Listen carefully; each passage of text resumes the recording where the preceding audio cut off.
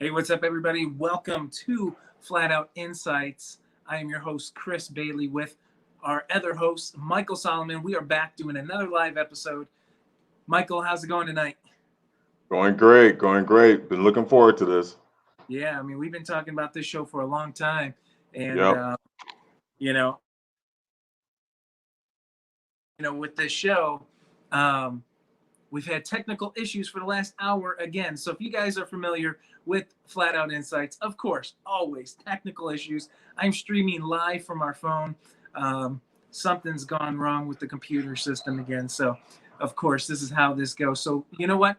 I have no ability to go share this out because my phone is the one using all this and the laptop is super slow. So if you can do me a huge favor, go out there and share this out in Facebook world right now until this actually posts live into YouTube, so I could pull that link. So, man, tonight we are going to be talking about the things that they are doing to us to divide and conquer us. So tonight, man, I think this could be one of those really long shows because we got so much to talk about. So Yeah. how you been doing with out in mask world? I haven't worn one yet. So so far so good. I've gotten some pushback. The suburban stores are the hardest ones to get into.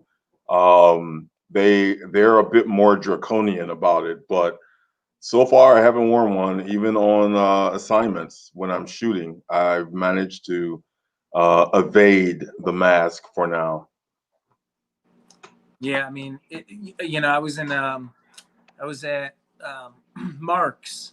If you live in Ohio, you know what Mark's is. If you don't, unfortunately, you don't know what Mark's is, which is probably one of the coolest stores because they got a giant closeout section. It's Yeah. a grocery store. It's really cool. And so you can find pretty much anything at Mark's at any given time at an unbelievable steal. So there's my plug for Mark's. They are unofficial sponsor tonight, Mark's, for letting me get into their store every single time without a mask on. But it was pretty crazy. I was there yesterday, and you walk in, and half of the workers have their mask underneath, not under their nose, but under their chin. And, and then so many people are walking around with it underneath their chin. So it was just a really cool thing to see. They were like complying, but going Right. against the system at the same time. And here I am strolling through, no mask on it whatsoever. But we're starting to see so many people just go, I can't wear it all day. This makes me feel awful. Yep. So many different reasons why people are sort of, going against the grain right now with the mask. But yeah, I mean, here in Ohio, this is the pits, man. This is just insanity, man. And, driving home from that same place, I passed by one of the colleges, and it's a very liberal college. It happens to be the same college that the guy that I talk about, Gerardus B.O., who did all the geocentric stuff. Oh, really? Yeah, Okay. it is a liberal based school, and Okay. all the students are walking around that campus full masked, Yeah. outside, jogging by themselves, walking by themselves with their books in hand, full mask. I mean, this is just gone way too far, and they get in their car and drive with their mask on. It's just the norm. It's just what you're supposed to do. I mean, yeah, they're trying to make it into a form of apparel. The various ways that they're trying to enforce slash accommodate, um, try to make the mask look normal, and they've been using the terms new normal. And one of the ways to change minds is to try to convince people to use the nomenclature that they come up with. So we who know the truth should never use the term new normal. It is the new abnormal. And I've actually corrected people when they say it. I said, no, no, no, no, new abnormal. And I'll say it just like that. And I don't know if that's rude or not, but but I can't sit there and allow people to just dive into this farce that they're trying to put on us. Yeah, back to the story of March, that, what is happening in this world of and what we're going to get into is conquering and dividing, what their game plan is on all sorts of levels. I was in there, and I'm the only one, pretty much with completely maskless. Like I said, everybody's sort of going against the system in their own way. But I get to the checkout counter, and I'm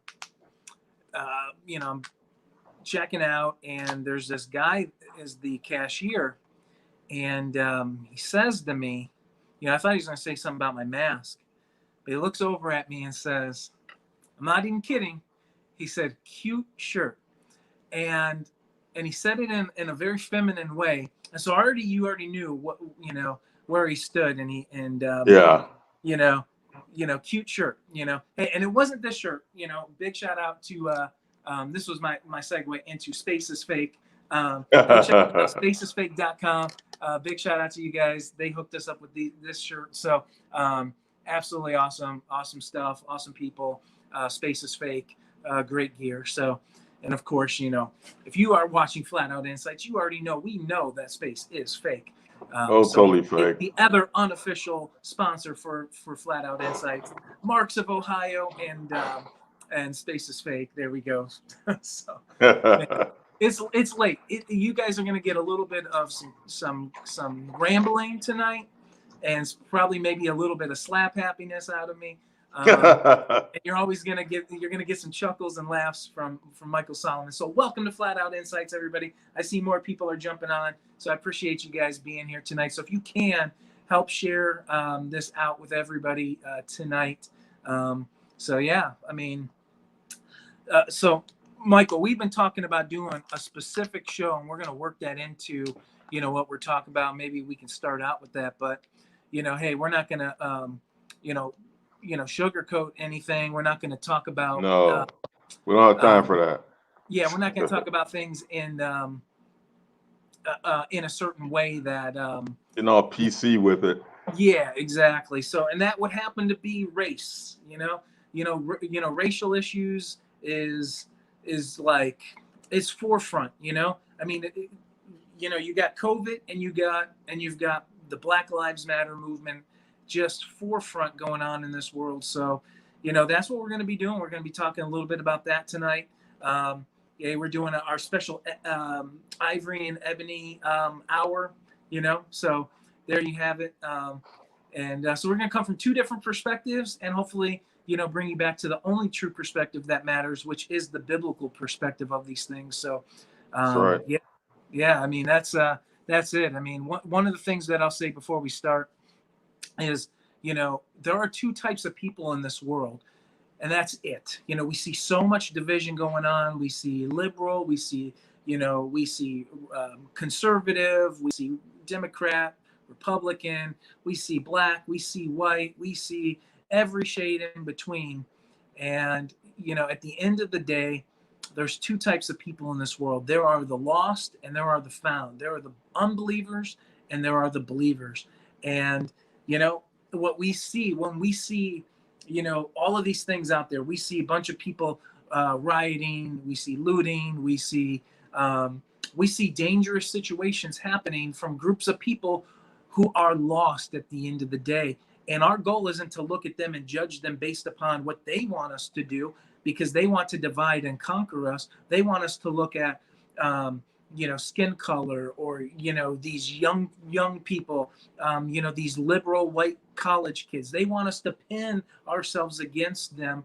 But at the end of the day, as believers, that's our battlefield that we've been given to go out and minister to and reach in this world. And, unfortunately, that is the card that you have been dealt with if you're a believer right now, and get used to it, because it's going to get a whole lot worse and a whole lot crazier. It's going to get a lot worse. I mean, I actually have a lot of family members that say this is all going to go away. It's all going to go right back to normal, just the way it was. Of course not. I mean, okay, let's look at 9/11. When 9/11 happened, we had a couple of weeks, maybe a month of fear. Everybody thinks there's an Arab right around the corner waiting to get you. There's going to be planes crashing into your neighborhoods and foreigners doing drive-bys on your place of business and stuff like that. That fear eventually faded, but then it left behind a residue of distilled rights. So that's when the whole thing happened with the airports, where you basically have to do a striptease in order to get on a plane, um, and stuff like that. That's when Homeland Security was invented. Yeah, Homeland Security. Where's Homeland Security when Antifa's acting up? So so so this farce is no different than 9/11. And folks, 9/11 was definitely a false flag. Planes did not crash into the tower, but that's not what this show is about.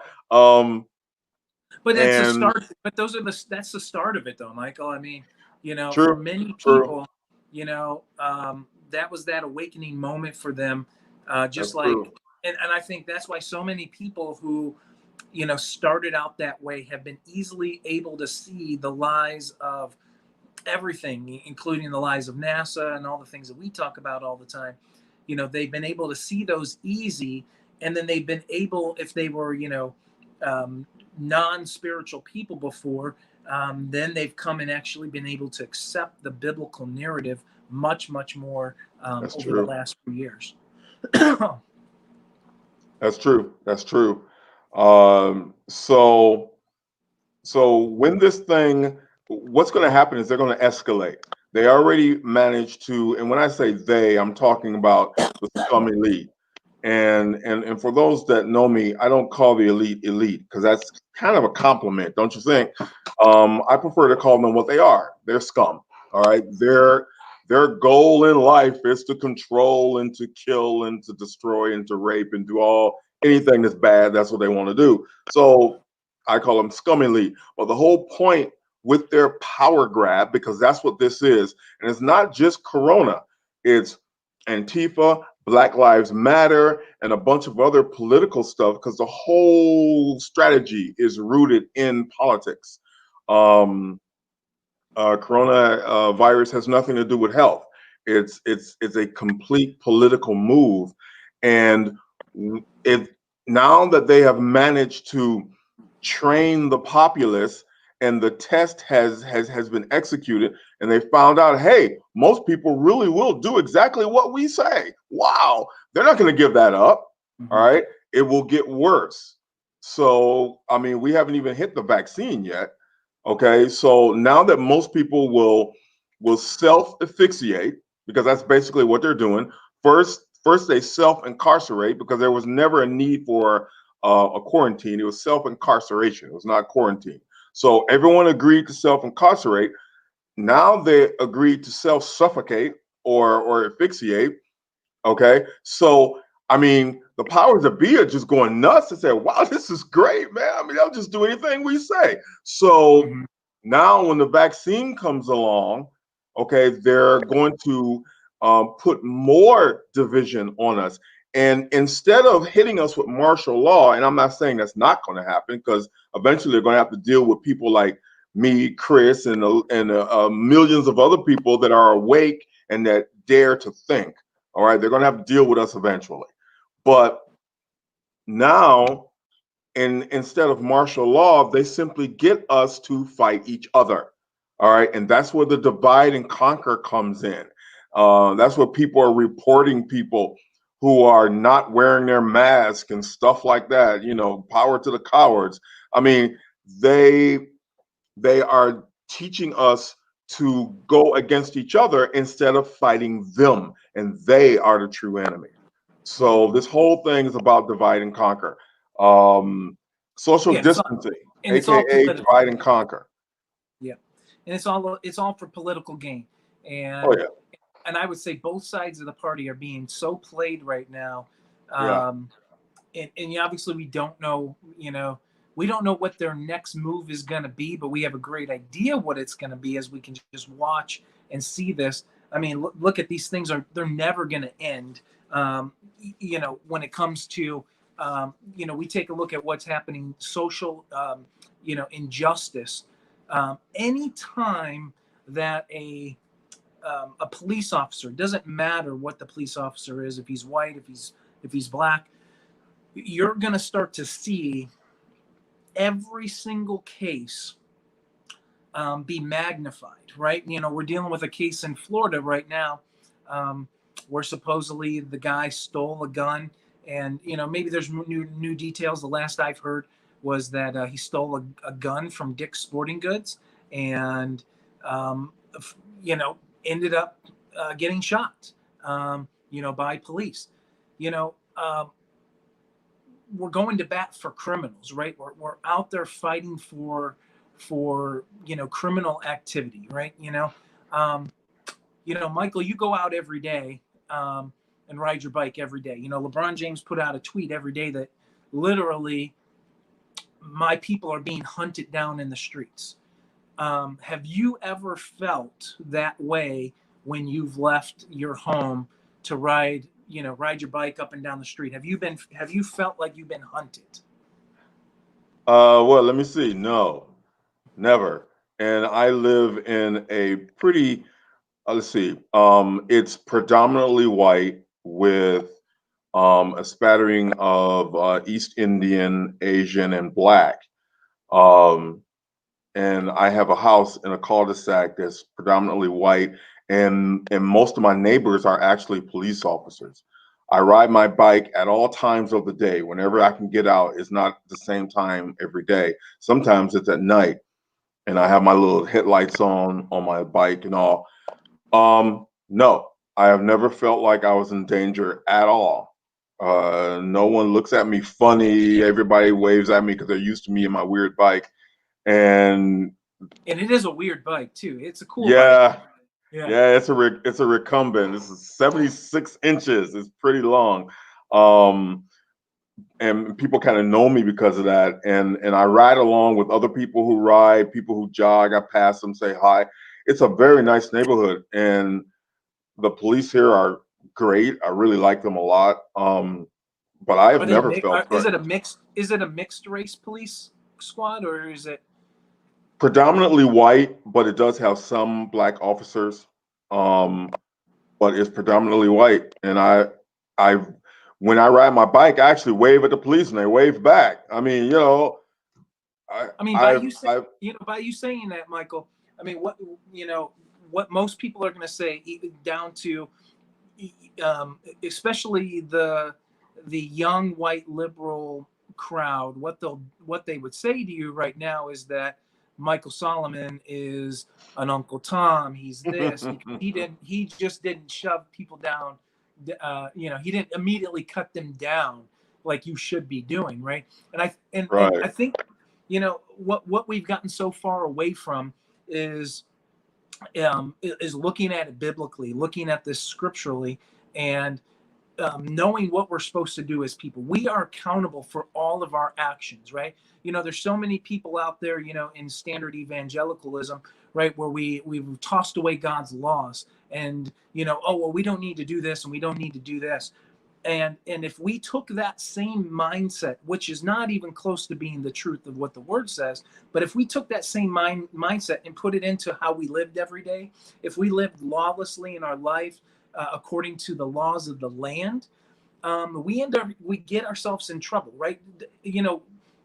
That in itself makes the most sense to follow God's laws, right? When we follow Yeah. God's laws, we are covered in His ways, because when we see, if we're lawless in man's law, if we drive down the street, speeding in a 25 mile per hour street, and we're going 50, and there's kids playing down the street. Well, what's the consequence of that? We hit a child.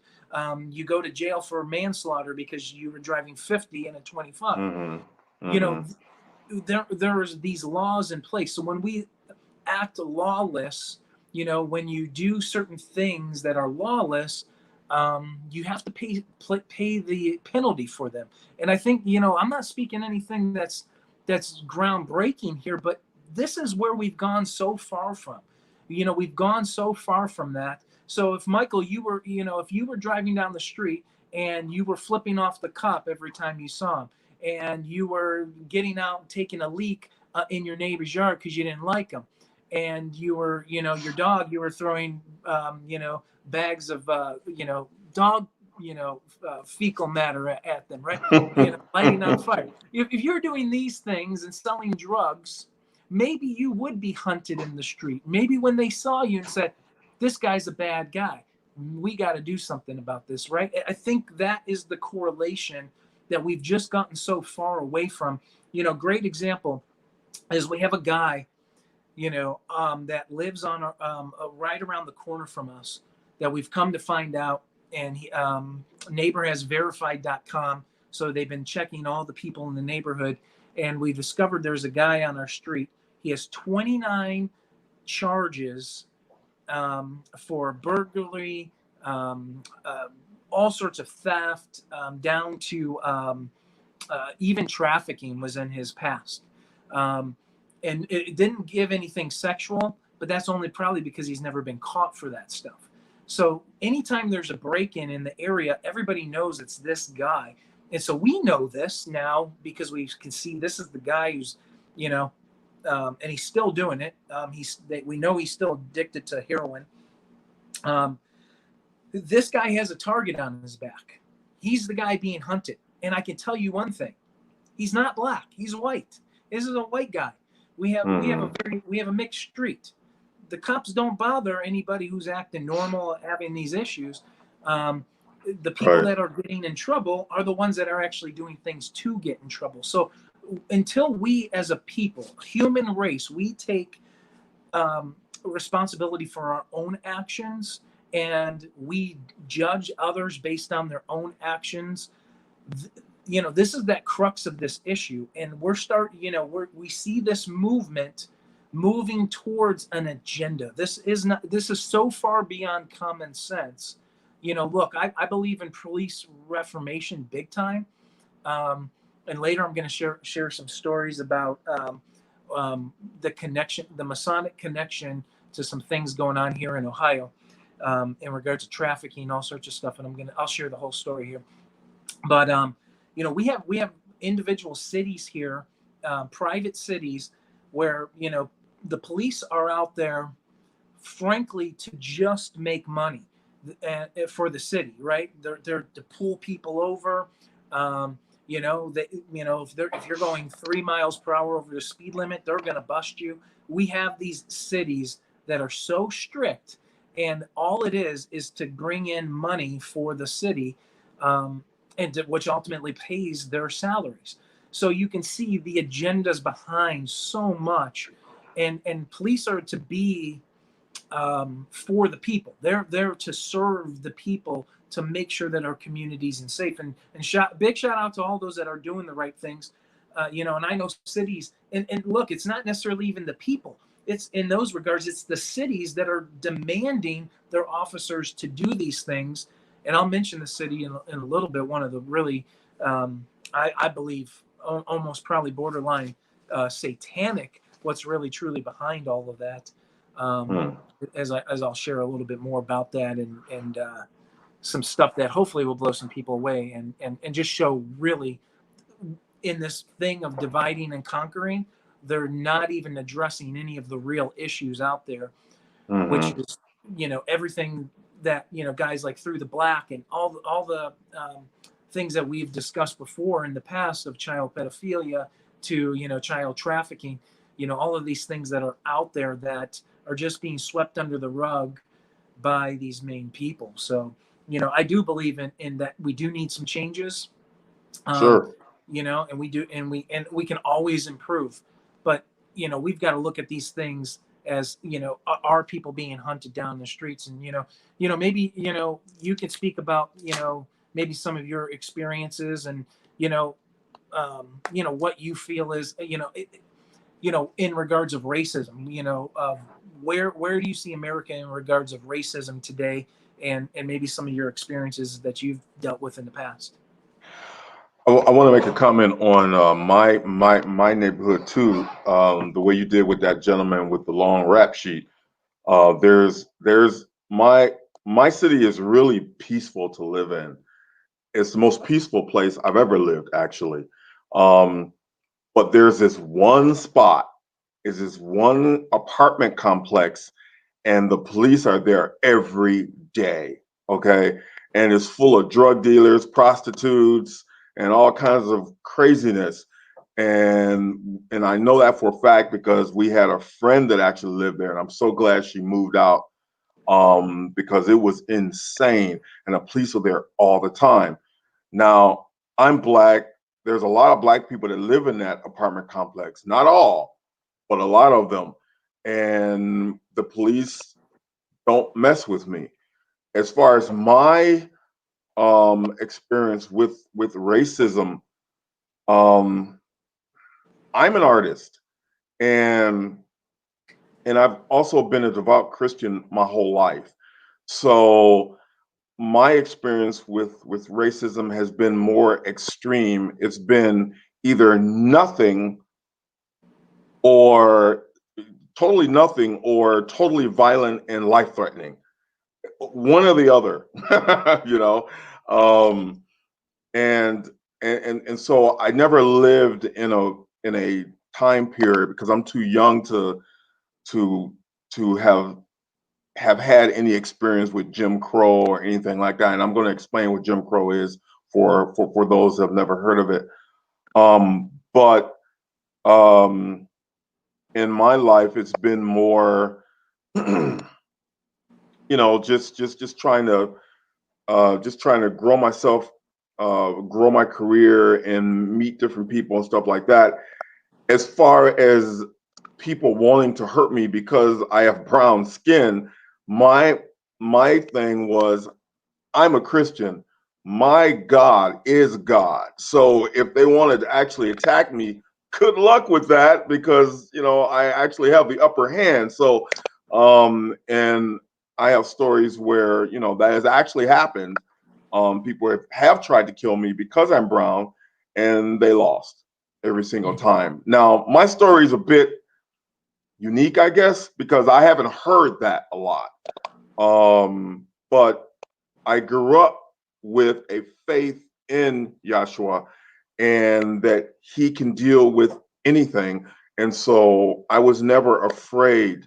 Now, as far as people attacking me because I have brown skin, because ultimately that's why they do it. They don't know me. All right. So they're going to try to beat me up or kill me because my skin is brown. Don't you think in that regard, and this is something I'll throw out to you, when we talk about spiritual warfare, we Yeah. definitely know that, when we talk about there are no races, right? In Right. the spiritual realm, there's only the believer and the unbeliever, and those unbelievers are also often and most of the time not only dealing with demons inside of them themselves, but also having demonic activity surrounding them. So those demons already kind of have a sense of maybe who you are, because what the scriptures teach us is that the world is going to hate us, not because of our skin color, not because of our likes and our dislikes or our personality traits. The world is going to hate us because of him.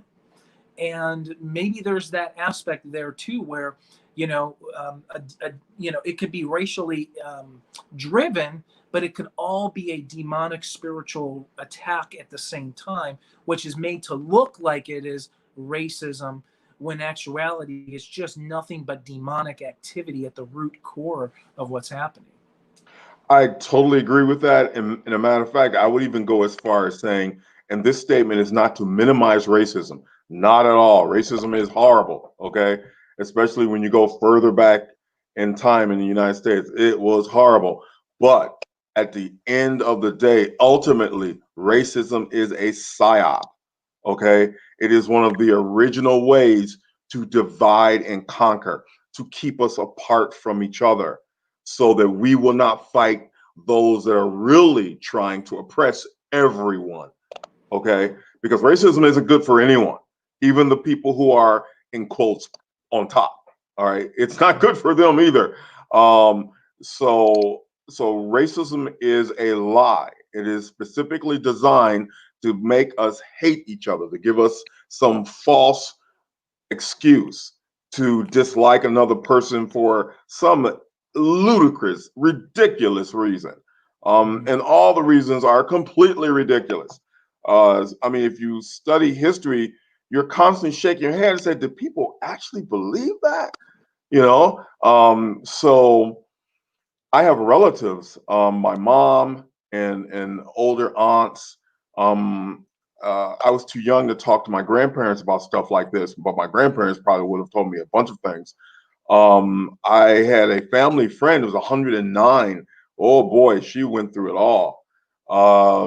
She recently passed, but she went through it all. So if you talk to people like that on both sides, they can tell you how bad it was when racism was very conspicuous. Now it's more underground, um, but it was very conspicuous back in the 50s and starting in 1877, I think, after Reconstruction, um, the Civil War, then the Jim Crow laws started. But um, racism is in the final analysis a psyop. It's a lie sold to people to keep them separate. That's really what it is. Yeah, and I have a couple follow up questions for you in a minute. But if we look at racism over the last since around the late 1980s, if you look at what sports did, if you look at the first the true icon of you know that what kids want it to be, right, and it Mhm. transcend all people. You could probably look at the Wilt Chamberlain era of basketball, and you could look at the Jackie Robinsons before that. But it wasn't really until Dr. J in the late 1970s, where Mhm. it just truly transcended, um, you know, cultures. It was this whole thing, and then you start to see in the 1980s, NBA guys like Magic Johnson followed him up, and then you had the dynamic between Magic Johnson and Larry Bird, vying for that, and then right when you get to 1984, you got Michael Jordan step on the scene, and you got Michael Jordan, which every white kid that liked basketball in this country and in this world at one point of their life had a picture of Michael Jordan on their wall, and they sang the commercials. I want to be like Mike, right? The Gatorade Right. commercial. Right. You started to see this. What you started to see. And I was a product of the 1980s, right? And you started to see, and so here's my perspective of a white kid growing up in a very diverse cultural neighborhood, with parents and grandparents, and then other elderly white people that might be around.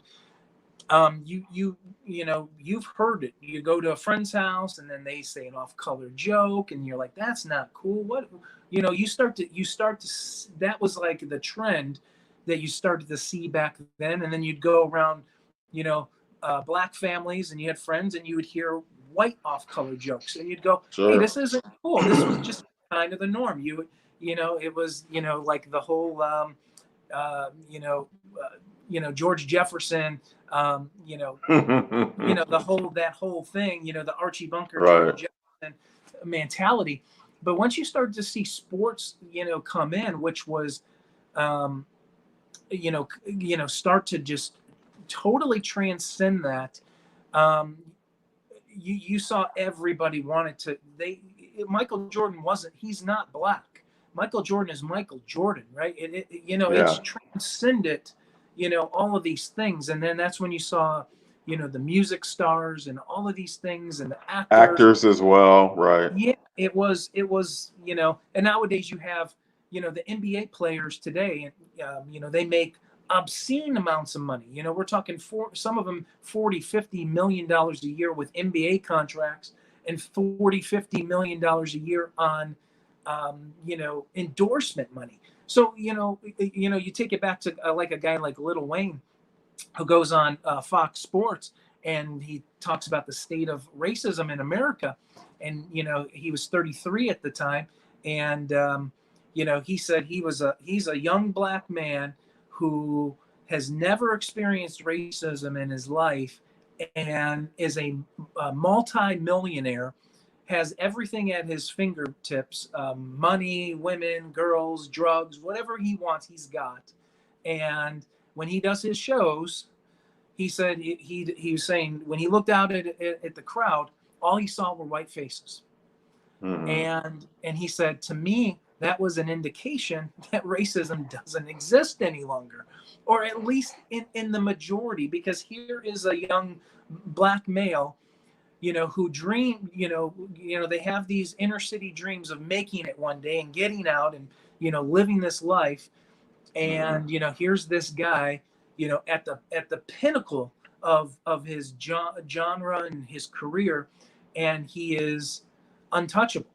And, you know, you start to see this has become the normal trend. And yet you start to see guys like LeBron James, who's at the very top, you know, soon to be billionaire guy, if he's not already, you know, talking about racial injustice when he has no legs to stand on. He was a kid who lived in Akron, Ohio, where we're from. However, he is no longer that anymore. He no longer is that. He is an elite. He's an icon who doesn't have this mindset to reality any longer. He has, you know, chauffeurs, he has chefs, he has everything at his fingertips.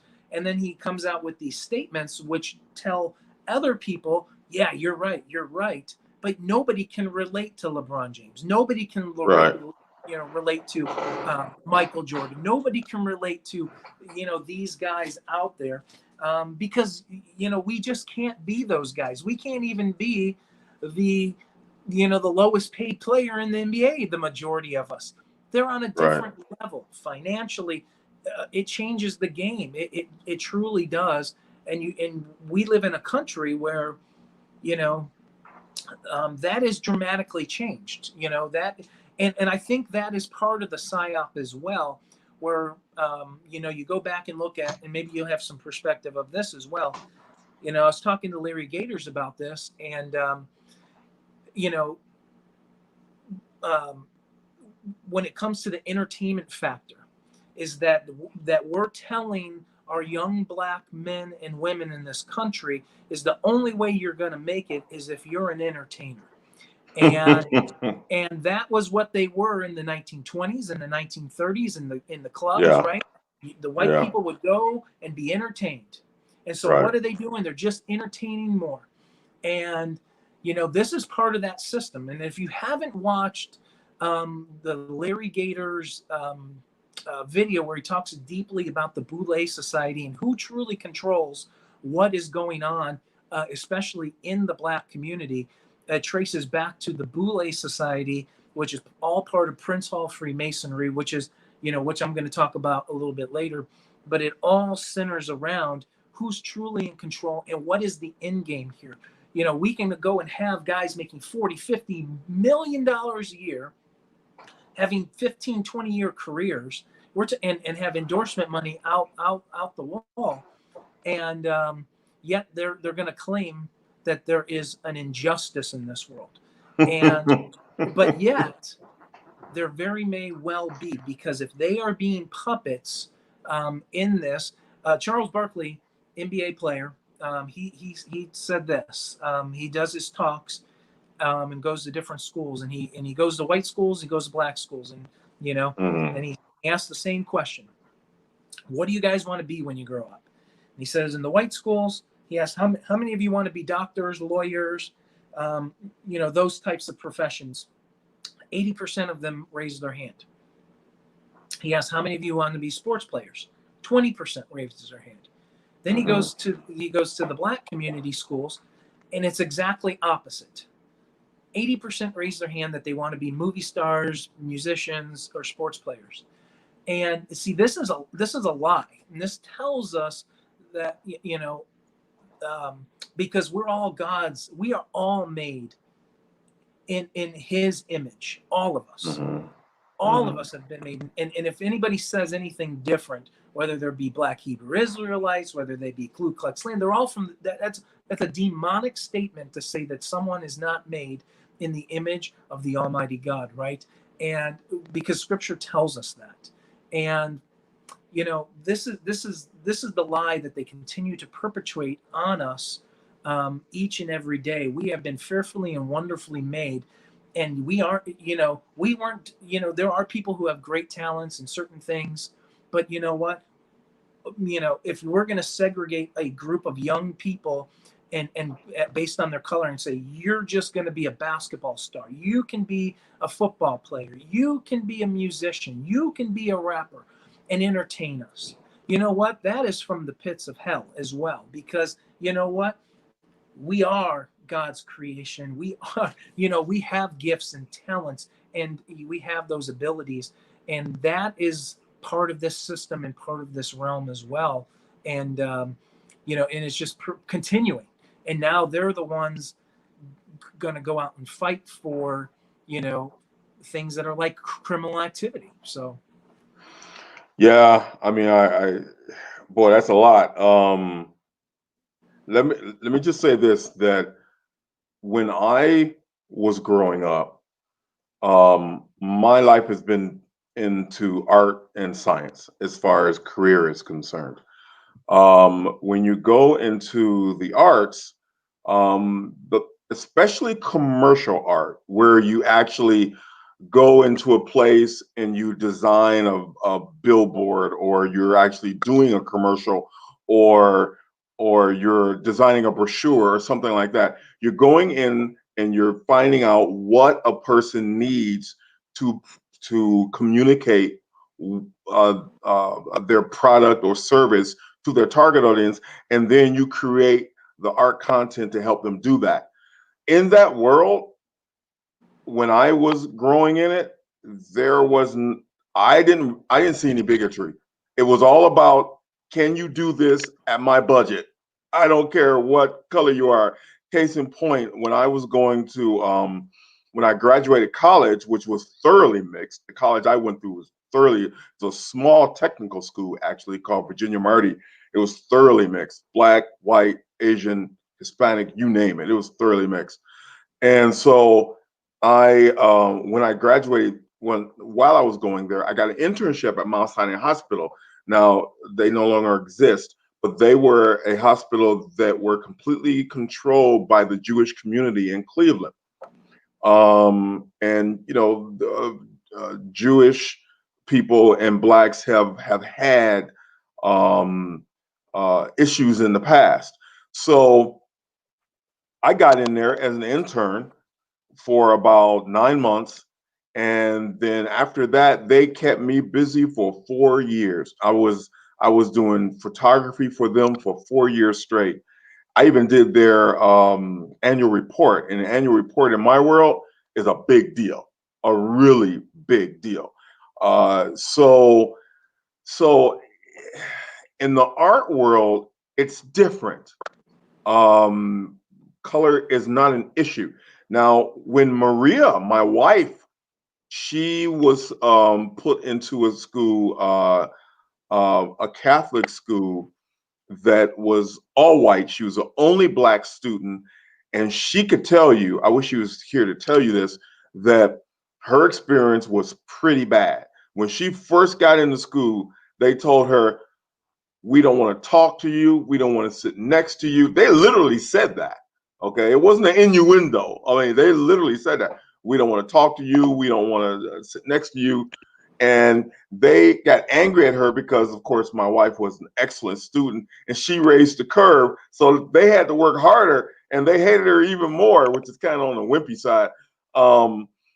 But her experience was much worse than mine.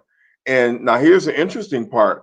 Her family was not poor, okay, whereas mine was. So So racism was in all types of places. It wasn't just in certain areas. It was wherever people are. Um, so so that statement that you said about when that basketball player asked the different students what they wanted to be, and I think the parents have a lot to do with that. Because if I had had that question asked at that time when I was that young, I wanted to do two things. I wanted to work in the sciences and I wanted to work in the arts. Um, and when I wanted to work in the arts, I wanted to do more directing, producing, writing, that sort of thing. I was never into sports. Being tall, I was still never into sports. Sports, to be perfectly frank, bored me. Uh, That's because and you were the original space cadet. Oh yeah, man. I mean, I was building model spaceships out of cardboard because we couldn't afford to buy them. So I just took cardboard boxes, cut them up, and then rebuilt them into spaceships. I mean, this was long before I realized biblical cosmology that space does not exist. But I was the original nerd. If they had asked me that question, I would have probably said something like, "Yeah, I want to be an astronaut, or I want to be a scientist, or I want to be a movie director." Uh, and and but that was due to my mother. She did not say the only way out of the hood, because we lived in the hood. The only way out of the hood is to be a dancer or I mean a tap dancer or something, um, or an actor or a sports person. She never said that. She found out what her children were interested in, and she promoted that. As a result, my two sons, one son is an engineer, one son is a technician and a construction worker. And they're doing exceedingly well. So it's a family full of nerds, really. And Um, I think well you hit it on the point there, and this would be the point that I would say, when you mhm. look at the statistics, okay, um, and there's lots of different reasons why, and we know that in the Black community, there has been a reversal and a destruction. And this is where we can get into some of the stuff with the organization of Black Lives Matter, that Oh is yeah, $50 million, how they right. want to destroy the nuclear formula. Now, we know that back in the 1950s, a Black family consistent of a mother and a father, right? So here's a great example: is everybody talks about these stats, and especially a baby that's born today. And we'll get into abortion, we'll get into a lot of other stuff, but a baby that's born today, a Black baby that's born today, what is more likely in slavery to grow up in a home with their mother and their father than they are today. That's just a unbelievable statistic. Now, here's the Yeah, thing, that's crazy. Michael Solomon. One thing, and I'm not going to share your full story, but Michael grew up in a home without a father. But here's the big Mhm. ticker: he grew up with the father. And see, when we look at what is the solution, if you are growing up in a home, if you're a single mother, of any race, anybody, it doesn't matter. Obama talked about it, even CNN talked about it. A child, no matter if they're white, black, brown, yellow, green, alien, right? If they grow up in a home without a proper father, they're so many more times likely to commit all sorts of different crimes, Oh yeah, have children out of wedlock, right, continuing the cycle over and over. right, right. Um, but here's the thing: we want to look back at the dynamic of just the man in there, the human man, which is biblical, right? The man is to lead. But in those cases that doesn't happen, the wife, the mother, whether she was married or not married, can lead that child to the father, and that can drastically change. See, we're trying to fixing the problems of the Black community, the white community, and the trailer parks. We're trying to fix all of that, because this is not just a problem in inner city. This is a problem of now all over the places. Now most marriages end in divorces today, right? And this is just widespread all across the board. So Sure. but that's a byproduct of away from the true Father. And this is a calling back to him. See, we want to get wrapped up into the Republican conservative views. You know, look, I like people like Candace Owens and Larry Elder. They have great things to say. But oftentimes they don't use their platform to say, you know how we fix this community? You know how we fix these homes? Is that the man is a man of God if he's there, and if they're not there, is that the woman leads those children to the true Father, to Yeshua, to Jesus. And that is what happened in your case, and that is why you have become a man of God, not because you grew up in a home with a human father. It's because you grew up in a home where you knew who the true Father was. And we're going to try to fit, all of these pieces of, trying to fix the communities, trying to do this, and they don't use their platform, and they claim to be Christians and born again believers. They rarely ever use that platform to preach the gospel. And that's what we need. We don't need all of these other things. We need the gospel. We need the gospel presented. We need apologetics to defend what the Bible actually teaches. That's why we talk about things like biblical cosmology, because it's leading a generation away from him. And this is why we talk about these things. This is why it's so important. And that's what's going to fix these things. There's only the lost and there's only the found. And we're going to get stuck in the middle of trying to fix things, fix problems. Yes, I believe in the restoration of the homes. That has to be crucial. But it has to be crucial in regards of that Jesus is the king of those homes. And that's what's going to raise up the next generation, those next children. Not just being there, not being around, not I mean, look at the case of Jacob Blake, the Kenosha, Wisconsin. He was a father, he was around. He was charged with sexual misconduct and abuse of another woman, okay? And he was at their place, okay? Which means I can guarantee you, if he's charged of that, he is having sex outside of wedlock. He's not leading a godly home. I don't care if he's in charge of those boys. He needs to be walking in the truth. And that is what our job is to do as believers in the Messiah, to go out and share him with the world and reach these people. We need inner city missions. We need true changes, and we don't need churches in those communities who, just fluff these things off. And we can go much deeper into how the churches have failed these communities instead of empowering these communities.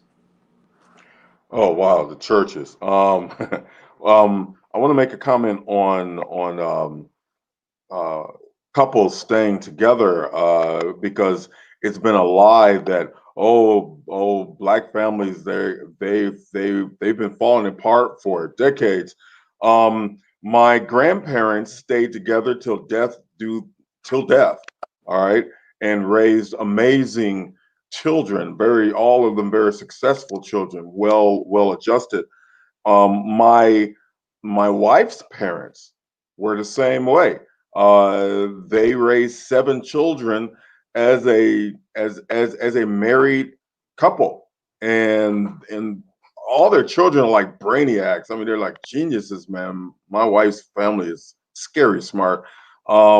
So people, you can't have a broad stroke when you're talking about a group of people. It's ridiculous. It's completely illogical. And what you said was, people need to, the whole answer to this whole thing is to be rooted in Christ, is to be rooted in Scripture. That is the ultimate answer, because my family, my father left, didn't come back, never supported us, never did any of that. I have no jail record. I have no children out of wedlock.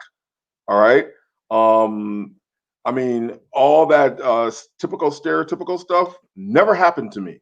Matter of fact, none of my brothers and sisters have ever been in jail. None of them smoke. None of them drink. None of them have gone to wild parties and that sort of thing, and no drugs at all. So, so much for the stereotype.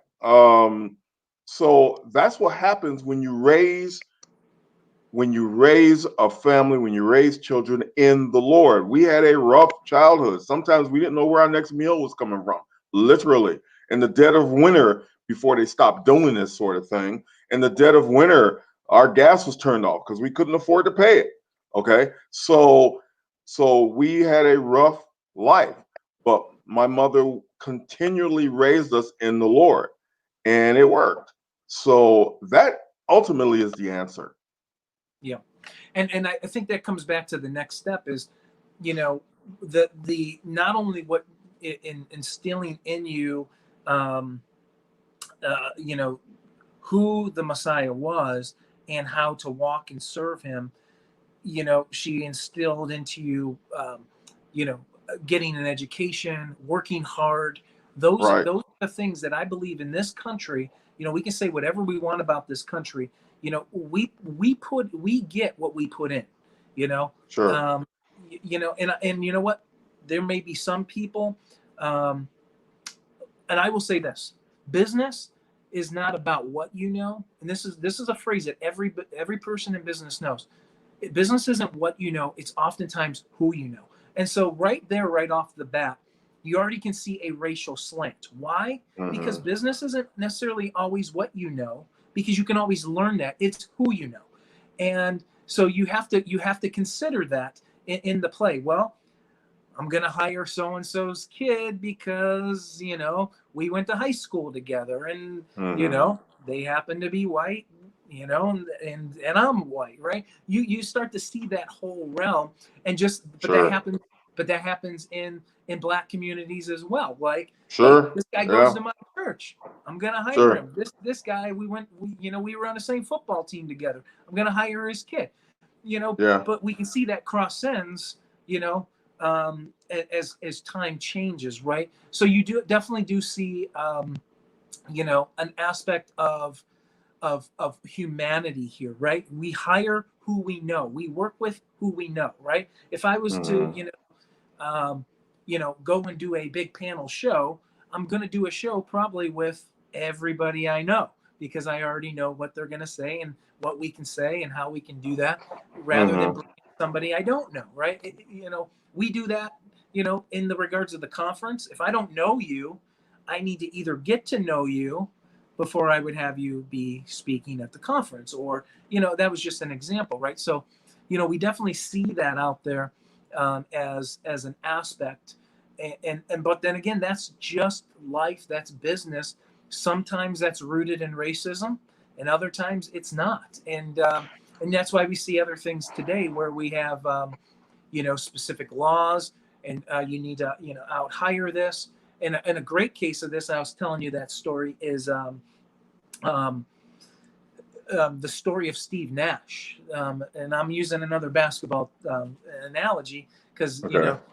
basketball right now, because it's in season, is centered so much around the racial issues with Black Lives Matter painted on the court and everything. But there's a player, How his name is Steve the Nash. heck did they do that anyway?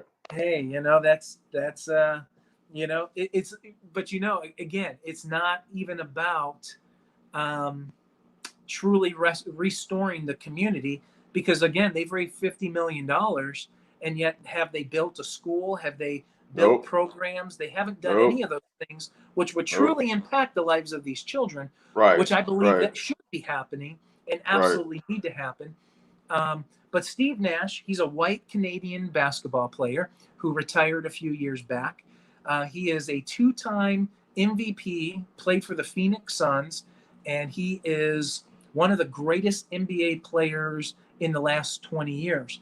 Um, one of the top assist man, 6'1" point guard, dominated the regular season of basketball in a land full of giants as a 6'1" white point guard in the NBA for 2 straight seasons, MVP of the league. He goes and gets a job for the Brooklyn Nets, home of Kyrie Irving, flat earth Kyrie Irving, and Kevin Durant, big NBA superstars, who signed off on Steve Nash coming in. Steve Nash had no coaching experience. So ESPN, the leader of liberal sports commentary, has a guy named Stephen A. Smith who goes on the records and says this was a byproduct of white privilege, why Steve Nash got the job. And, you start to look at this and you start to look at the stats. You got since 1980 when former players got head coaching jobs with no experience. Has happened, started in 1980 to 2020. So we got 40 years of history on it. We have it happen 16 times. So almost one every other year in the NBA. Somebody gets a head coaching job with no experience. When you look down the list, you guys got names like Magic Johnson, Isaiah Thomas, some of the really big names, Jason Kidd, some of the really big names in sports. 1980, it was Paul Silas, for all the old fans. He was a black power forward center. And you can start to see, well, what's the issue here? We have 8 white men and 8 black men to make up those 16 men over the time. We don't have a white privilege thing. We have an athlete privilege, an elite athlete privilege. If you are an elite athlete like a Michael Jordan, a Shaquille O'Neal, these guys, they walk in a room and they are the stars. It doesn't matter. They need no experience. You want to get your own. Nobody talks about how these guys have no producing. LeBron James had no producing experience, but somebody signs on and allows him to produce TV shows. So this isn't a black thing. This isn't a white thing. This is, if you are already elite status, Steve Nash, Jason Kidd, Magic Johnson, the list goes on, Isaiah Thomas. This isn't, because of your skin color. It's because of, you are already at that elite status. Now, this would be, hey, Joe Blow high school guy gets the head coaching job with Kyrie Irving and Kevin Durant, and nobody knows him. Okay, maybe you can start to say, why did this guy get the job? Maybe could have been he did a good job. No, it was because he was white. So you see, this is the dynamic that they always have to bring up, and this is what's happening out there in the circles. And if you look at the Brooklyn Nets, the New Jersey Nets, over the last 20 years, they've had 10 head coaches in the last 20 years. 5 of them were black, 5 of them are white. So Jason Kidd and Steve Nash is replacing Jacques Vaughn, who was a black head coach before. So you see, all of these things are just so made up, and you have people on one end believing the narrative, then you got people on the other end, and it's like you said, it goes right back to being a psyop. All this is just psychological warfare on your mind. Mm-hmm. It's not only just psychological, it's spiritual, and it's completely insanity what's happening and what's going on right now. It's also a misdirection, because when they're doing stuff like that, they're plotting and executing something else that's even more dire, deeper in the system. And that's something that we have to remember. Now, don't get me wrong, stuff like basketball players becoming head coaches with no experience whatsoever simply because they have money, because people listen to money. For some reason, when you have a lot of money, you know everything. Bill Gates is an expert in the medical field because he has lots of money. It's completely ridiculous, but it works. A lot of people will not listen to you if you do not have a lot of money. Case in point, my alma mater, my college, Nowadays, because of COVID, they definitely wouldn't do it. But before COVID, they did have me come and talk to the students because I wasn't a mega famous graduate. I did not go out and make big blockbuster movies and stuff like this, even though my experience of 39 years in the field, I have a lot to offer. I would love to talk to the students and try to help them, steer them in the right direction, or steer them in the direction that they want to go. But I was never allowed to do that because I simply wasn't at the status that they consider successful. Ludicrous, yes, but true. And so it's the same thing in the MBA and a lot of other fields. But you did get to teach there a little bit, right? I got to teach there, yeah, because they were desperate and they didn't have anyone. So, but that was a lot of fun. Yeah, and well, that's the same, and for those that don't know, and this is not how we met, but my wife Liz, as you guys know, she went to the same college as Michael Solomon, not in the same years, but right. Hey, but they're not bringing her back in to teach interior design as well or talk about it. But right. yeah, and I hear that loud and clear. One of the things that I wanted to ask you is, over your 39 years, and you can answer this honestly, and I think I want you to bring in maybe some of the spiritual parts into this as well. Do you feel that because of your race that you should be further along in your career? Would you be further along in your career if you happen to be of a different race? I've actually thought about that, and due to my experience in my career throughout the years, I can honestly say no. One of the reasons, like my primary goal is to make feature films. That's what I want to do. That is inevitable. It's going to happen. But the reason I'm not there yet has nothing to do with money. I'm a 3D animator in Cleveland. So it's about location, location, location. But honestly, no, I don't see it. Now, don't get me wrong. If it had anything to do with bigotry or people didn't give me an assignment because I was brown, I would yell it to the rooftops. Oh, absolutely. But to be perfectly honest, in my life, no, it's never happened. Well, and the point that I was going to share, and hopefully you can maybe piggyback on that, it would be, when we look at, what obedience to Yahweh looks like, when we are walking in His ways and we are obedient to Him, not for salvation, as some people like to twist, but because we want to love and obey Him, and that's what we do. We become obedient, and there's blessings and curses in there.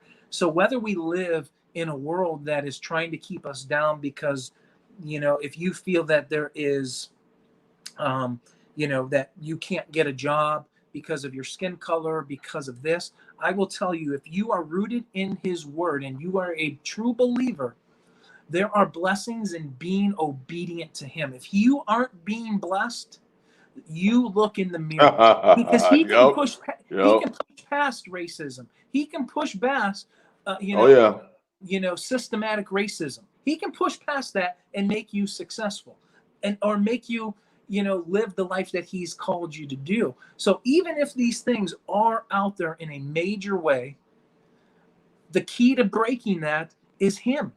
It's Him. You know what? You can be called names all you want. He will bring you peace. He will do that.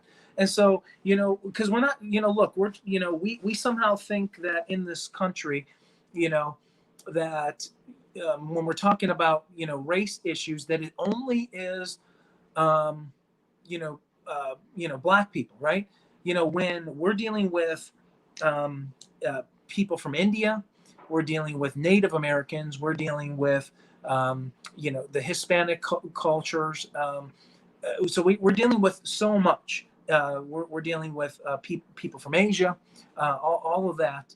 And so we're seeing that, you know, we're such a melting pot, and we start to just isolate and say it's only one person being affected. You look at the Indian culture. not Oh the Native yeah. American, but you look at India, um, Right.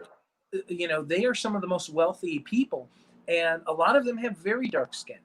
So this isn't necessarily about skin color. So what, I mean, you can go back to stereotypes, and you can see so many people who have, how many Indian people do you know? And we have a lot of friends that we know who they all have their own businesses. They all owns either stores, convenience stores, liquidation outlet stores, department store, small little Mm-hmm. department stores, small grocery stuff. They're entrepreneurs at heart. They go out and take. Um, they don't wait for somebody to give it to them. They go out and take it, and Mm-hmm. that's their culture, and that's what they do. And you know what? That doesn't mean they're not struggling. Some people aren't struggling. That, of course, there Sure. are. Sure. But a lot of them are very successful, and you can see in regards of minorities. The two top earning races in America are, you know, your your Asian, and then also your Indian. So it's not white, it's Asian and Indian who happen to be the most wealthy in America. So we can start to see that, as we progress into 2020, we're starting to see that, maybe that wouldn't have flied back in 1930, 1940.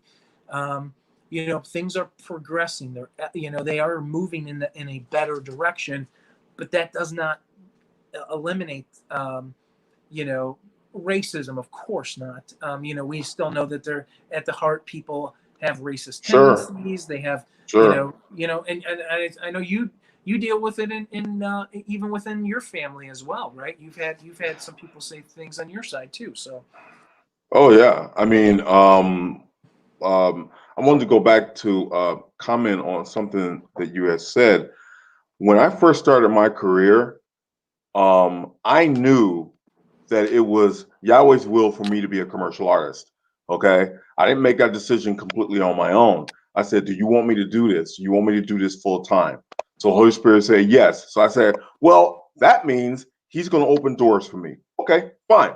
So what I did, this was in the 90s and in the 2000s. I would walk downtown Cleveland and I would go to an office building. This was before 9/11. I would go to an office building and I would just look at the directory and I would say, this business needs me, this business needs me, this business needs me. Now, mind you, most of those businesses were white owned or huge corporations, okay, operated by white people. So I would walk into their business and I would have my portfolio. Hi, my name is Michael Solomon. I'm a photographer illustrator, and it looks like you could use a brochure or some photo shoots. What do you think? I mean, I would be very brash about it. 9 times out of 10, I would get a no. But as I'm walking downtown, I'm thinking, well, Yahweh has this. So I'm going to get a job today. I'm going to get an assignment today. Okay. And so I've been denied 9 times. So that means the job's coming.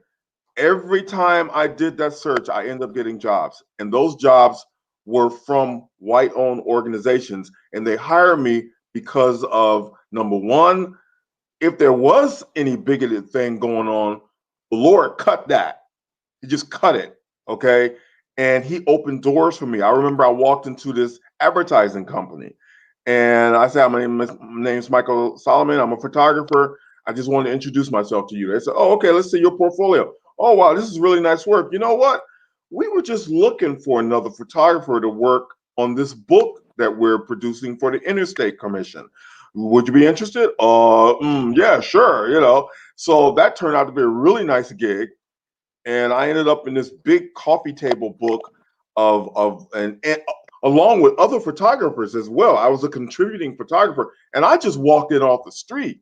Okay, so I'm giving that credit to the Lord, where I walked in knowing He's going to get these jobs for me, and I didn't care about bigotry because Yahweh is God, and He's far bigger than some idiot who doesn't like me because of my skin color. Now, So, now let me reverse that for you. How would you okay, feel? Okay, so maybe there was some cases where other people are like, I don't know this guy, don't know his work, sure. and they could have used your race as an excuse. What if it was flipped and people said, I'm going to hire this guy only because of his skin color? How because that's what we're starting to see as well, is that we have to flip that script. I mean, how would you feel if that was the case? Okay, I can talk to that um, very well because it actually happened. I went into this company that creates um, graphics for legal for court cases. So litigation graphics. And so I walked in, I showed them my portfolio, and they said, "Oh wow, okay, this is great. When can you start?" I said, "Oh, shoot, now, So I started the next couple of days. Turns out, I found out later, the only reason they hired me is because they needed a black face in the studio. I literally sat there and did nothing. They paid me to sit and do nothing. And I was like, okay, this is not cool. I have skills. You people are really losing out here. They wouldn't let me do anything. And so I said, you know what? Since they're going to actually get me to just sit here, they hire me to sit here, I have access to all this software. I might as well teach myself something. So I learned how to do 3D modeling and animation while being paid to sit there and do nothing because my skin was brown and they needed a brown person in the studio. And so that's how I flipped it. So once I left that place, I left as a 3D animator and I had no 3D skills at all. So I wasn't happy about it, but I used it to my advantage. So I was like, oh well, since I'm going to sit here, I might as well learn. Mhm. And I think that's truly the most degrading thing is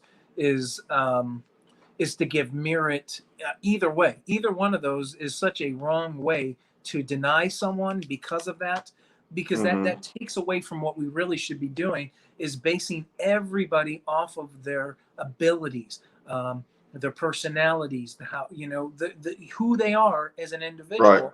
And when we right. don't do that, um, it's just flat out wrong, right? And we Oh know yeah, this. We oh start to yeah. see it on both sides, and we start to see, and this is that part of that liberal mindset, right, where we start to see, in Seattle, right, they had training for the white employees for the city of Seattle, where they were telling them, because you are white, you should expect to lose your jobs. You should expect to get your pay degraded. That you should potentially give your job to somebody of color. Um, that flies in the face of what we need to be doing, as individuals, that we need to all be working hard, doing our very best. And if Right. we are guided, here's the thing: going to college, getting jobs, doing all of those things, not even if they're making money, they don't, if they aren't blessings from him, they don't bring you peace. Look at all the people out there who make lots of money, who have, get married, but then their marriage crumbles and fails, and they have two kids that now are upset with them and grow up to be just like them. They're not rooted in anything of the Lord, and you can see that those blessings weren't from him. True blessings bring peace, and and that comes from us being obedient, serving Hmm. him, and allowing our bodies to be a vessel for him. So all of our work should be honoring to him, right? And so, you know, and so that flies in the face, and that goes back. How you be successful in this world isn't like it's not money, it's not any of these things that the world tells you what success is. What success is what he has planned for you. I have to remind myself of that all the time. oh, Take on the World, we should be a bigger channel. We've got awesome shows. We've got Disputed Lands and Dry Bones. And we should have way more subscribers. But it's what Hmm. he wants for us. It's the people that that we get messages, that people watch a show like David Arthur's and it changes their life. You know, Maybe it wasn't if it was on a platform, every other week, something David says is being flagged by YouTube. Maybe if we were too big, we would already be kicked off. So there's obviously reasons why God has you in his place at those times. Um, Hmm. and that's not what success is. Success isn't being the biggest and the best and having the most and these things. Success is walking in the path that he has you set in, and you know and that spreads across everybody, and we try to pin ourselves against that all the time when we continue to forget as believers. There's only believers and there's only unbelievers. And guess what? Our job as believers are to go reach those unbelievers. And so we're out here to go and do that great commission and go out and make disciples and we don't do that. We focus on everything other than that as the body. And we Yeah. wonder why the world isn't attracted to that. The church is the most segregated place racially in America by far. It's one of the most segregated places. We got Hmm. black churches, we got white churches, and unfortunately, that is the thing that needs to change the most. That's how we will infect this world, is when no longer that's the case. And I know there's some good churches out there that aren't like Sure. that, and Sure. but as a majority, come on, we know that's not necessarily the case, and we grew up that wasn't the case, and that's what plays off to everybody talking about Jesus isn't white and it's a white man's religion, which is the next route that I believe Black Lives Matter is going to do, right? Yeah, it's and that whole church dynamic is changing as well, since churches are basically changing their allegiance due to this whole corona thing. I was recently hired to shoot a funeral, which is kind of creepy, but I'm getting more and more of that because of this whole corona thing. People are afraid to come to funerals. It's just dumb. But they they they're afraid, and so they hire me to shoot the funeral, put it online so family members can see it that way. I told them I can't wear a mask. So is that okay? I find myself actually asking people that. It's still a weird question to ask people. I'm still not used to it, and I probably never will get used to it. But I had to ask them that question, and they stop and they pause. They, because most people comply. And most people comply. Not a lot of people don't even believe that it's real, or they don't even want to wear a mask, but they wear the mask just to have some peace. Okay. They don't want to upset people. They don't want to get in trouble. They don't want people keeping them out of places. So they go along to get along. Um, so they finally said, you know what?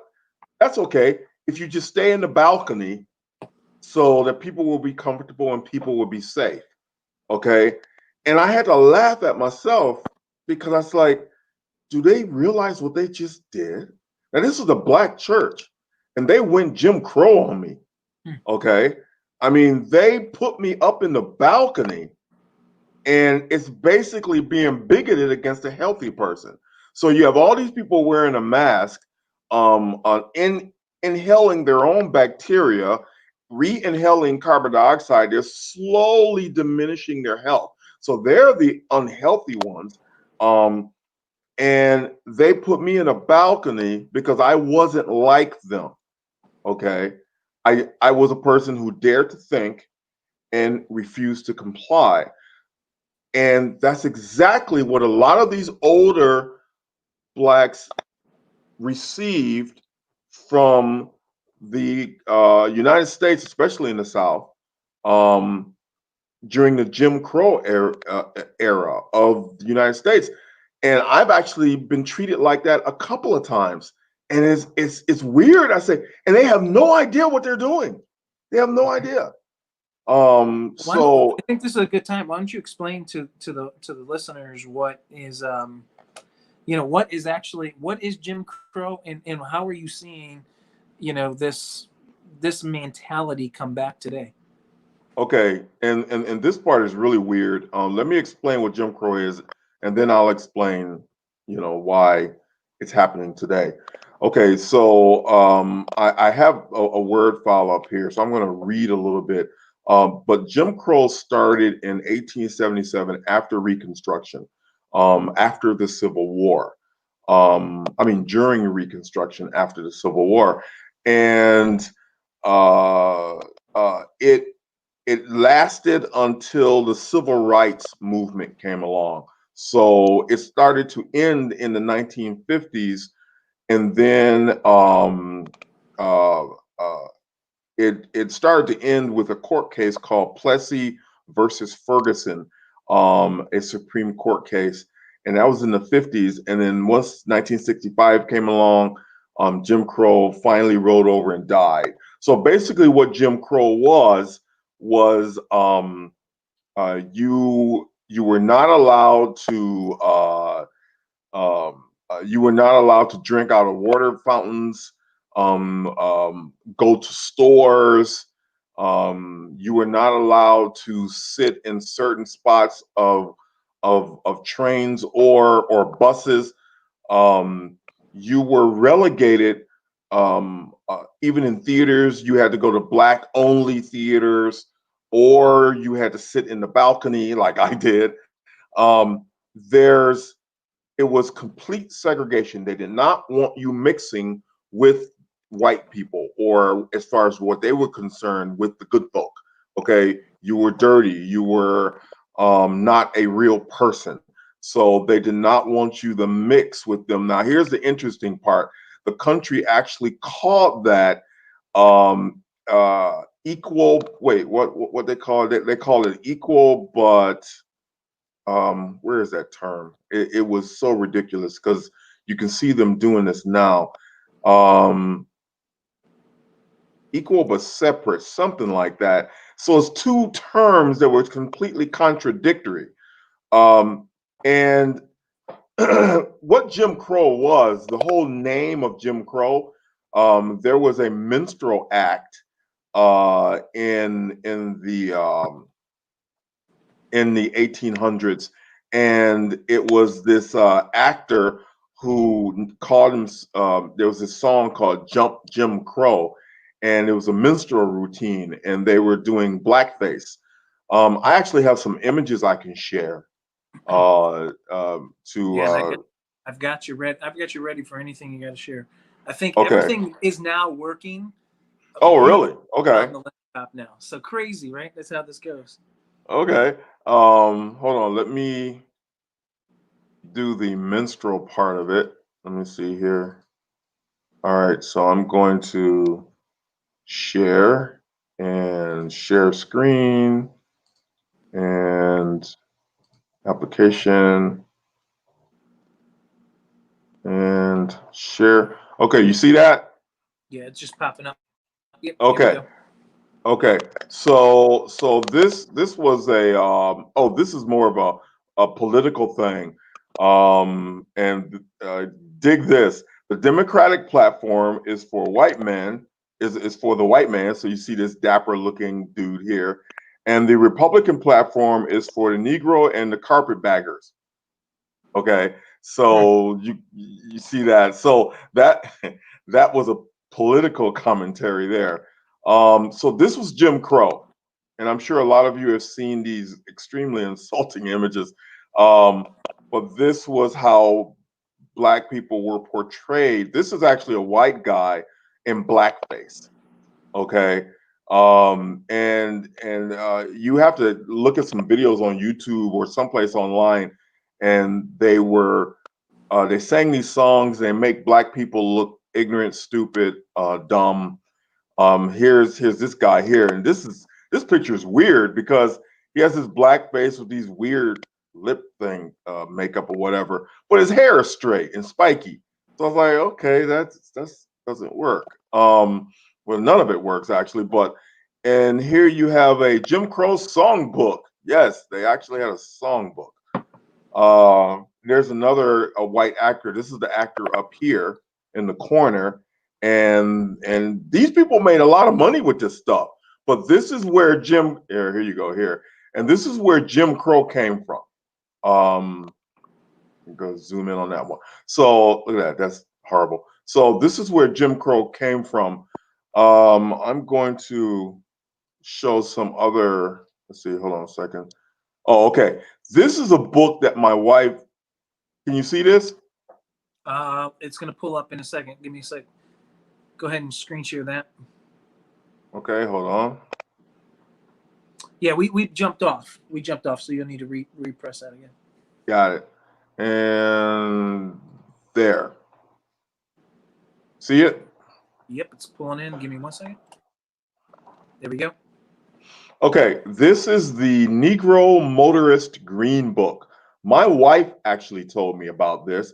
Her father had this book. So whenever they went on vacation, you had to have this book. And this book gave you a list of all the places Black people were allowed to go. Hotels, theaters, restaurants, especially restaurants. These were the places basically safe for Black people. Also, gas stations, because some gas stations will not allow you to use the restroom. So these places, these books told you where you can go so you can relieve yourself, get some food, and some of the gas stations were miles apart, so you just had to hold it until you got there or go on the side of the road. So this was a very popular book. Look, this one is from the 1950s, 1955. So this was a needed travel book for a Black family who wants to travel for whatever reason. You better have this book because you don't want to show up someplace where Jim Crow was in strength. Let me go to some more images here. It's best I show these. Yeah, you'll need to screen share again. Hit that again. No problem. No problem. Let's see. It's separate. Oh, yeah. Separate but equal. That's now. Hold on a second. Let me share this. And here. Okay. You see it? Mm-hmm. All right. I'm sure many of you guys have seen pictures like this. Okay. Help wanted, white only. This is classic Jim Crow. The water fountain for Blacks was usually pretty grimy compared to the whites. That was more modern. You see in the back here, white men colored something. This is pretty horrible. For use by white persons, this public premises and the amenities thereof have been reserved for exclusive use of white persons by order of provincial secretary. And they have it in German as well. That's pretty creepy. And then you have a Black theater. If you notice, the theater is basically a hole in the wall. And they did the best they could with it. It actually got better later. But those were one of the first theaters. This is classic Jim Crow right here. You see this fountain? It's a up-to-date fountain of the day. And you have the Black version or colored. So let's see here. Am I done with that? Okay. Let me show one more thing here. And let's see. Okay. This is classic also. Share it again. Okay. Now, these next images, be forewarned, they're pretty bad. All right. So pretty bad. The other ones were really bad, so these are really bad. So. These are really bad. Yeah, these are really bad. This is also classic Jim Crow. Jim Crow gave psychopathic Southerners the freedom to murder black men with impunity. And this is classic Jim Crow. You see these guys, you would think they just took down a buck deer and they were on a hunting trip and they're so proud of themselves. Now this picture is interesting because you have this guy here, this gentleman that they murdered. He's quite dead, and they considered him dirty and disgusting. You see this guy right here? This dude has not washed these pants for weeks. Okay, and this was normal. Okay, look at these dudes.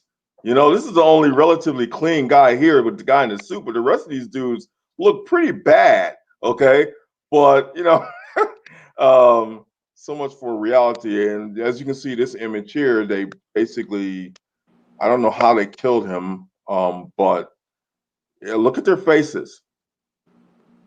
I mean, this is spiritual demonism. This is demon possession here, folks. Okay, they even have the young people. Ooh, look, ooh, dead Negro. Wow. This is straight demonism. Okay. This is a very famous picture here. So you have these two unfortunate black people who were murdered, and you have this crazy, insane looking dude. Look at the eyes on this dude. Okay. I remember seeing this when I was a kid. I don't know what this tattoo is, but I'm sure it's something horrible. These people were psychopaths. Okay. They were insane. I mean, look how calm. How can you be this calm and there's another human being here dead and knowing you did it? Okay. I mean, these people are psychopaths, and this culture, this Jim Crow culture, encouraged these gentlemen were taught to be this way. And as they grew older, it got worse and worse. Their lives were given over to demon activity. This is demon activity, to be sure. All right. Pure and simple. That's classic Jim Crow logo. That's basically a Jim Crow logo there, Hangman's Noose. This other one here, they're proud of killing people. Okay, they're literally proud of it. This is demon possession at its worst. And this is not counting rapes. A lot of raping going on. Okay, dismemberment. They would take a guy, tie him to a car, drag him down the street alive until he was dead. So Jim Crow did not end. This is my last, and these photographs aren't bad. The ones I'm about to show here. Hold on a second. Let me share it. Jim Crow did not end until they started protesting, and I wanted to comment on that. Okay, these were the civil rights protests. You can see by their clothing. This was in the late 50s. And they were starting to protest. Now, mind you, protesting, and I showed you what the lynchings, Jim Crow lynchings were quite popular. It was almost like a sporting event. It's horrible.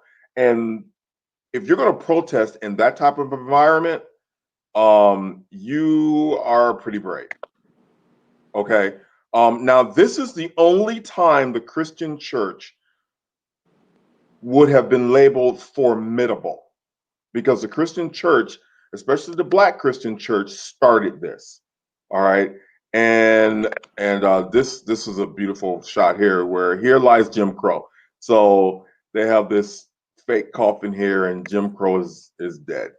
So this is how Jim Crow ended when they started protesting. And it was bad, it was violent. People died because of it, of course. But it worked. And this is where the Christian church was at its best. Okay.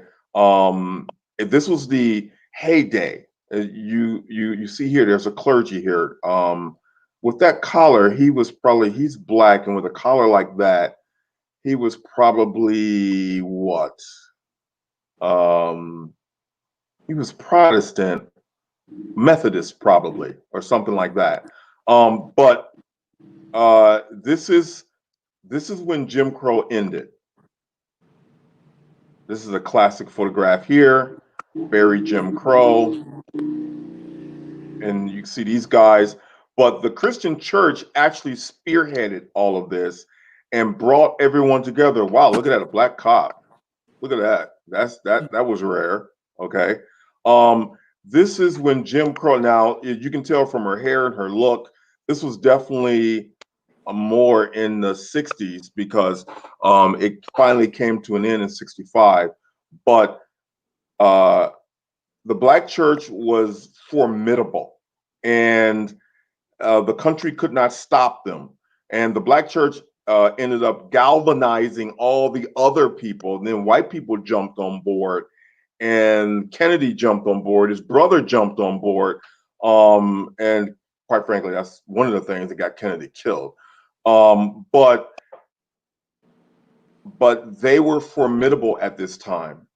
But now, now black churches just they lack that power now, because then they had to trust in the Lord, because these crazy people were dragging you off the streets and hanging you from trees and lampposts and raping your daughters and your moms and your sisters.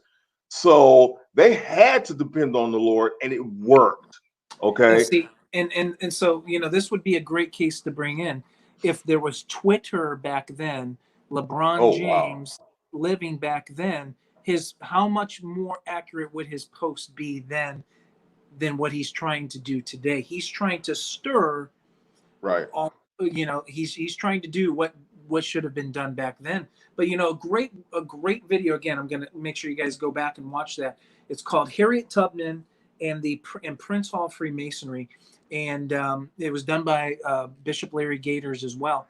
And he talked all about Harriet Tubman and the involvement of where the Ku Klux Klan, because this is all Klan mentality what we're seeing here, because all of that was this demonic activity which is happening.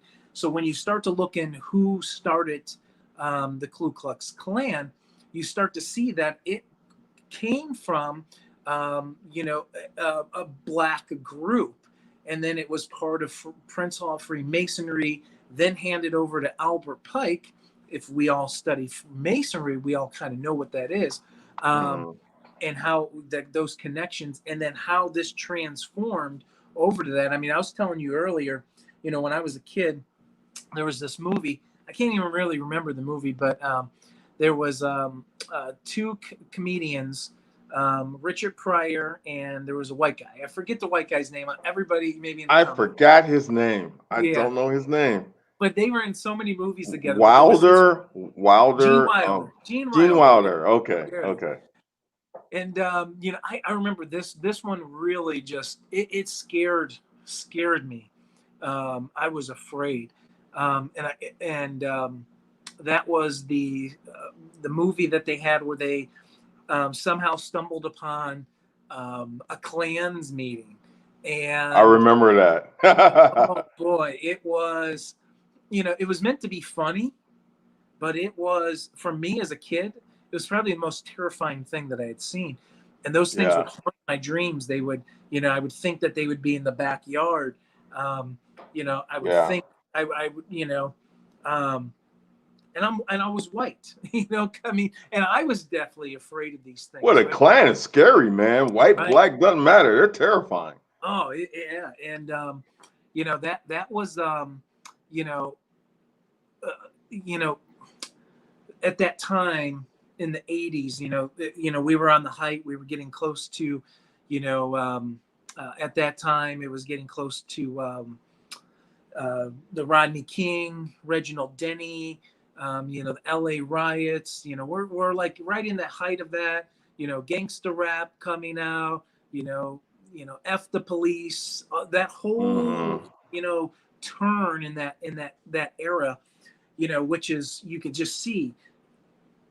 It's always been part of this conquer and divide, is these relationships. That's why we're, there's nothing new under the sun. That's why we're still dealing with these issues, even if they start to fade in so many areas and so many realms, they can always be stirred and brought back up, because it's it will never go away. 100 years from now, if this world was to go on, which we both don't think so, No. it will still be. This will still be an underlying stir the pot issue because of what we just saw.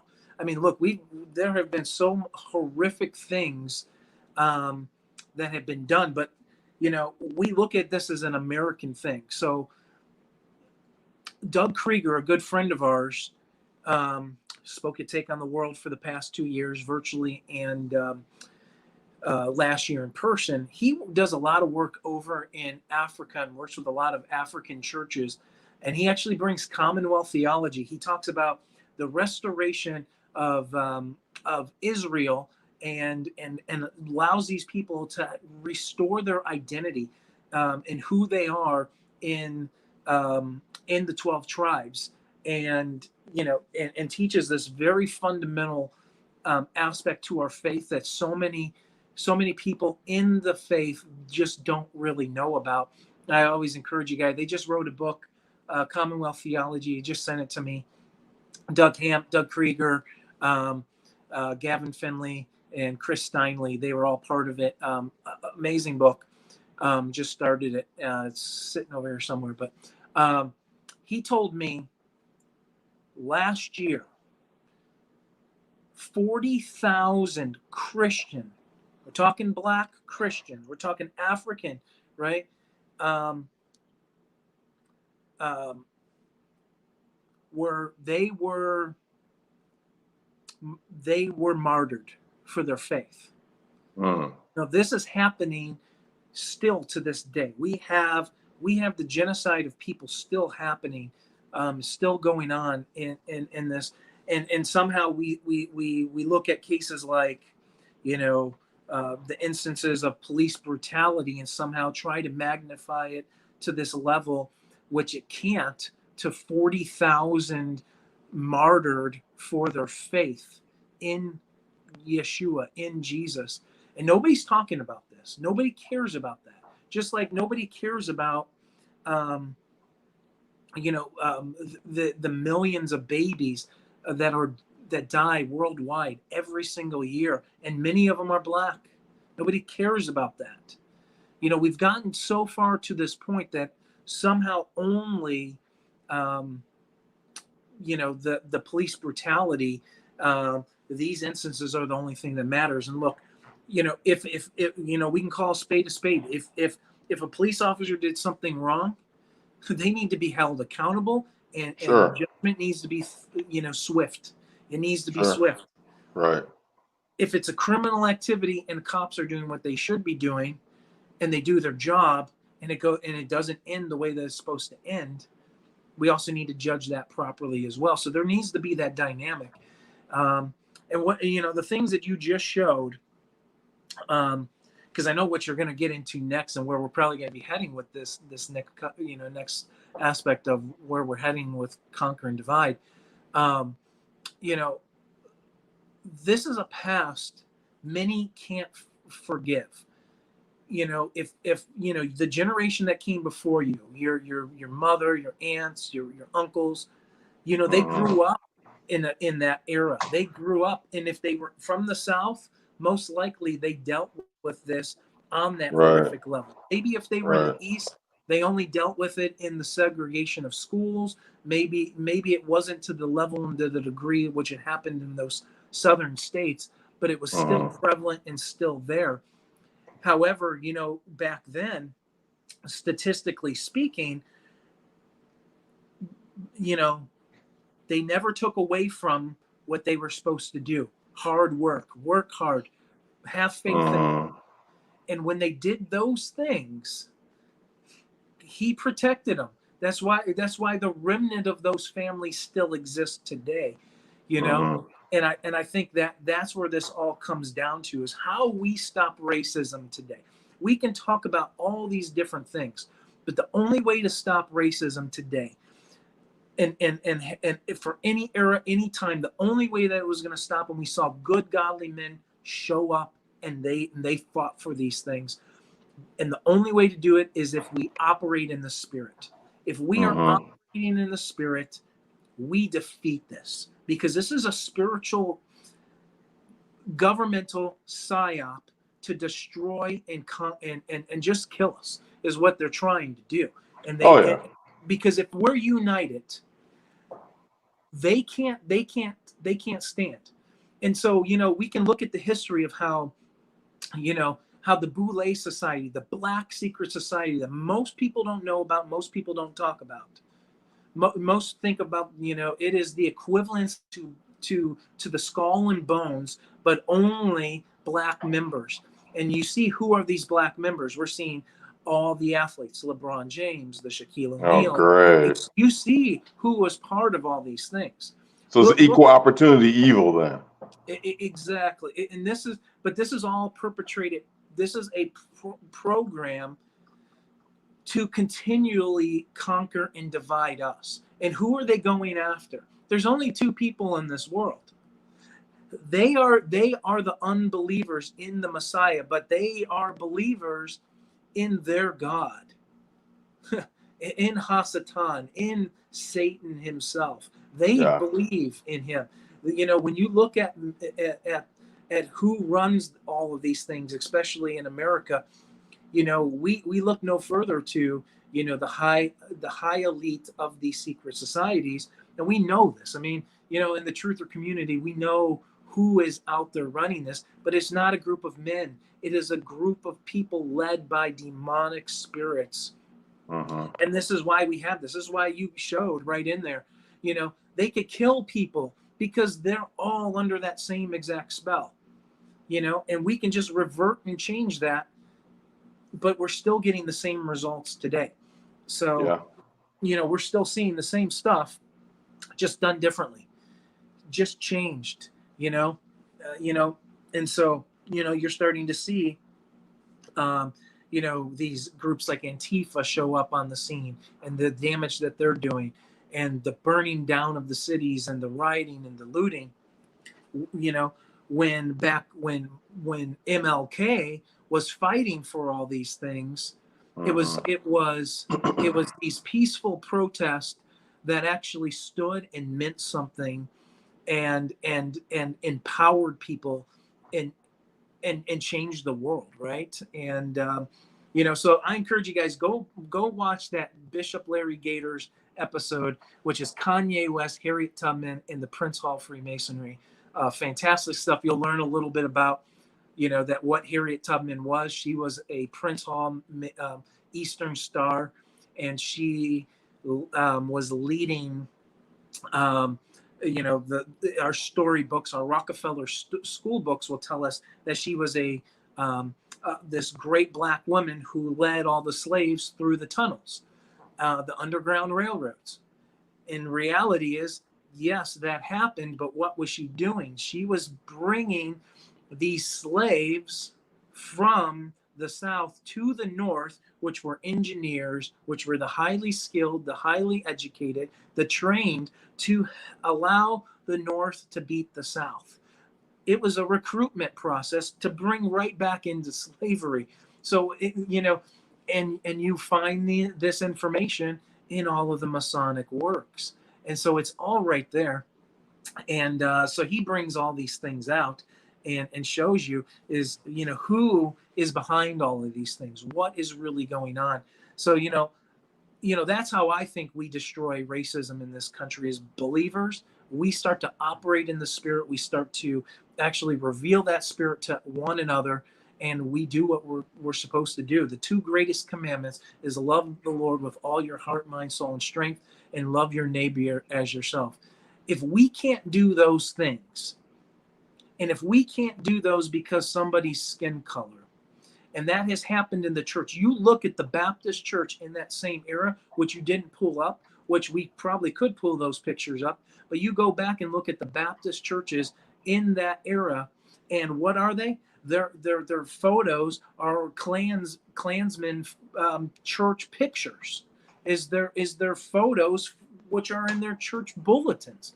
This was sickening. This was all mass given to them. This was told this was correct. This was a generation raising up another generation, all because they were operating in that satanic spirit. how we destroy it is we walk in this in the true spirit, which destroys all of these things instantaneously. And that is what, as believers, we're called to do. And that's how we infect change. We need to show Christ to this world, and not stand for political parties, not stand for organizations that are nothing but witchcraft. We need to be the light to this world. And that's what, one of the big mantras with Take on the World was light up the darkness. We have to shine light on this really tough topic, this really taboo topic. And we have to bring him into the picture, because he's the only one that can solve it. Absolutely. I'm going to go backward here a little bit. Hearing about Tubman that way, because in my world, Tubman is basically a superhero. Okay, but after hearing all the other stuff about the Earth being flat, about the truth of how the Masons had their filthy little hands in everything, and then you hear about a black version of the Masons. Why wouldn't that happen? Because there is no type of people that have a monopoly on evil or good. Okay, all right. So if whites can create a organization like the Masons, why can't blacks do the same thing? Blacks are just as human, which means Satan has access to them as well. Okay, so I actually don't have a problem seeing that. I definitely want to look into it more, but I'm like, yeah, that could happen. And all throughout that era, you can go back and research, there were still elite blacks in this country when that nonsense that I do know. Yeah. And that is, look, we've got, you look at just in World War II, right, with the Tuskegee Airmen, which were some of the greatest fighters, some of the greatest pilots that we have ever seen. All black men, right? And thought lesser than, but these men were men of skill, men of faith. You go back and you look at what was happening, and a great documentary that I recommend everybody see. It gives a different perspective. We always hear the liberal agenda, the Jesse Jackson, that whole mantra, right? The Al Sharptons, those types of guys. We only hear that mentality when it comes to black relationships in America, the Louis Farrakhan, that type of thing. That's the only thing that really makes national TV. But there was a documentary done this past year, and it's called Uncle Tom, and it's a great, another perspective that I think everybody needs to at least see, and then you can start to make your decisions. If you're on the fence of all of these things or where you're at, that is a fantastic documentary done by Larry Elder. Really good. And for me and you, I don't know if you know who Larry Elder is, but Larry Elder is near and dear to us here in Cleveland, as he was one of the columnists for our Cleveland Plain Dealer. Yeah, he dominated all the newspapers. You got his picture in there. Just amazing guy. And I remember, I was digging up old Cleveland Plain Dealers, and you see his articles all the time from the 1990s. Now he's national. Now he's really big. But he got his break here in Cleveland, Ohio. So he's a black man, he's got some really interesting things that I think everybody needs to see. Because all we're getting is the contrary. The culture of the Farrakhan's, the Jacksons, and the Sharptons, which dominate, CNN, MSNBC, right. and that type of mentality. So, then again, I talked about him earlier when we should be not just talking about what they think we can do politically to fix this, but it comes down to what we can do to spiritually fix this and fix these issues and resurrect these changes and these things going on. Yeah. Hold on a second. I was just downloading some more images. One of the things I wanted to comment on when you were saying, what about the aborted babies and those really important things? That's what truly matters. But instead, you have Black trans matter. Okay. I just heard about this and I was completely grossed out. So I'm going to share some images here, and this is going to trip you out. Hold on a second. Okay, and I am going to share, and there. Okay. All right. Can you see that? I can see it. It's pulling up now. Yep. Okay. So instead of truly important things, we have trans, queer, children, people, lives matter. Okay, so you got teenagers, adults, men acting like women, and women acting like men.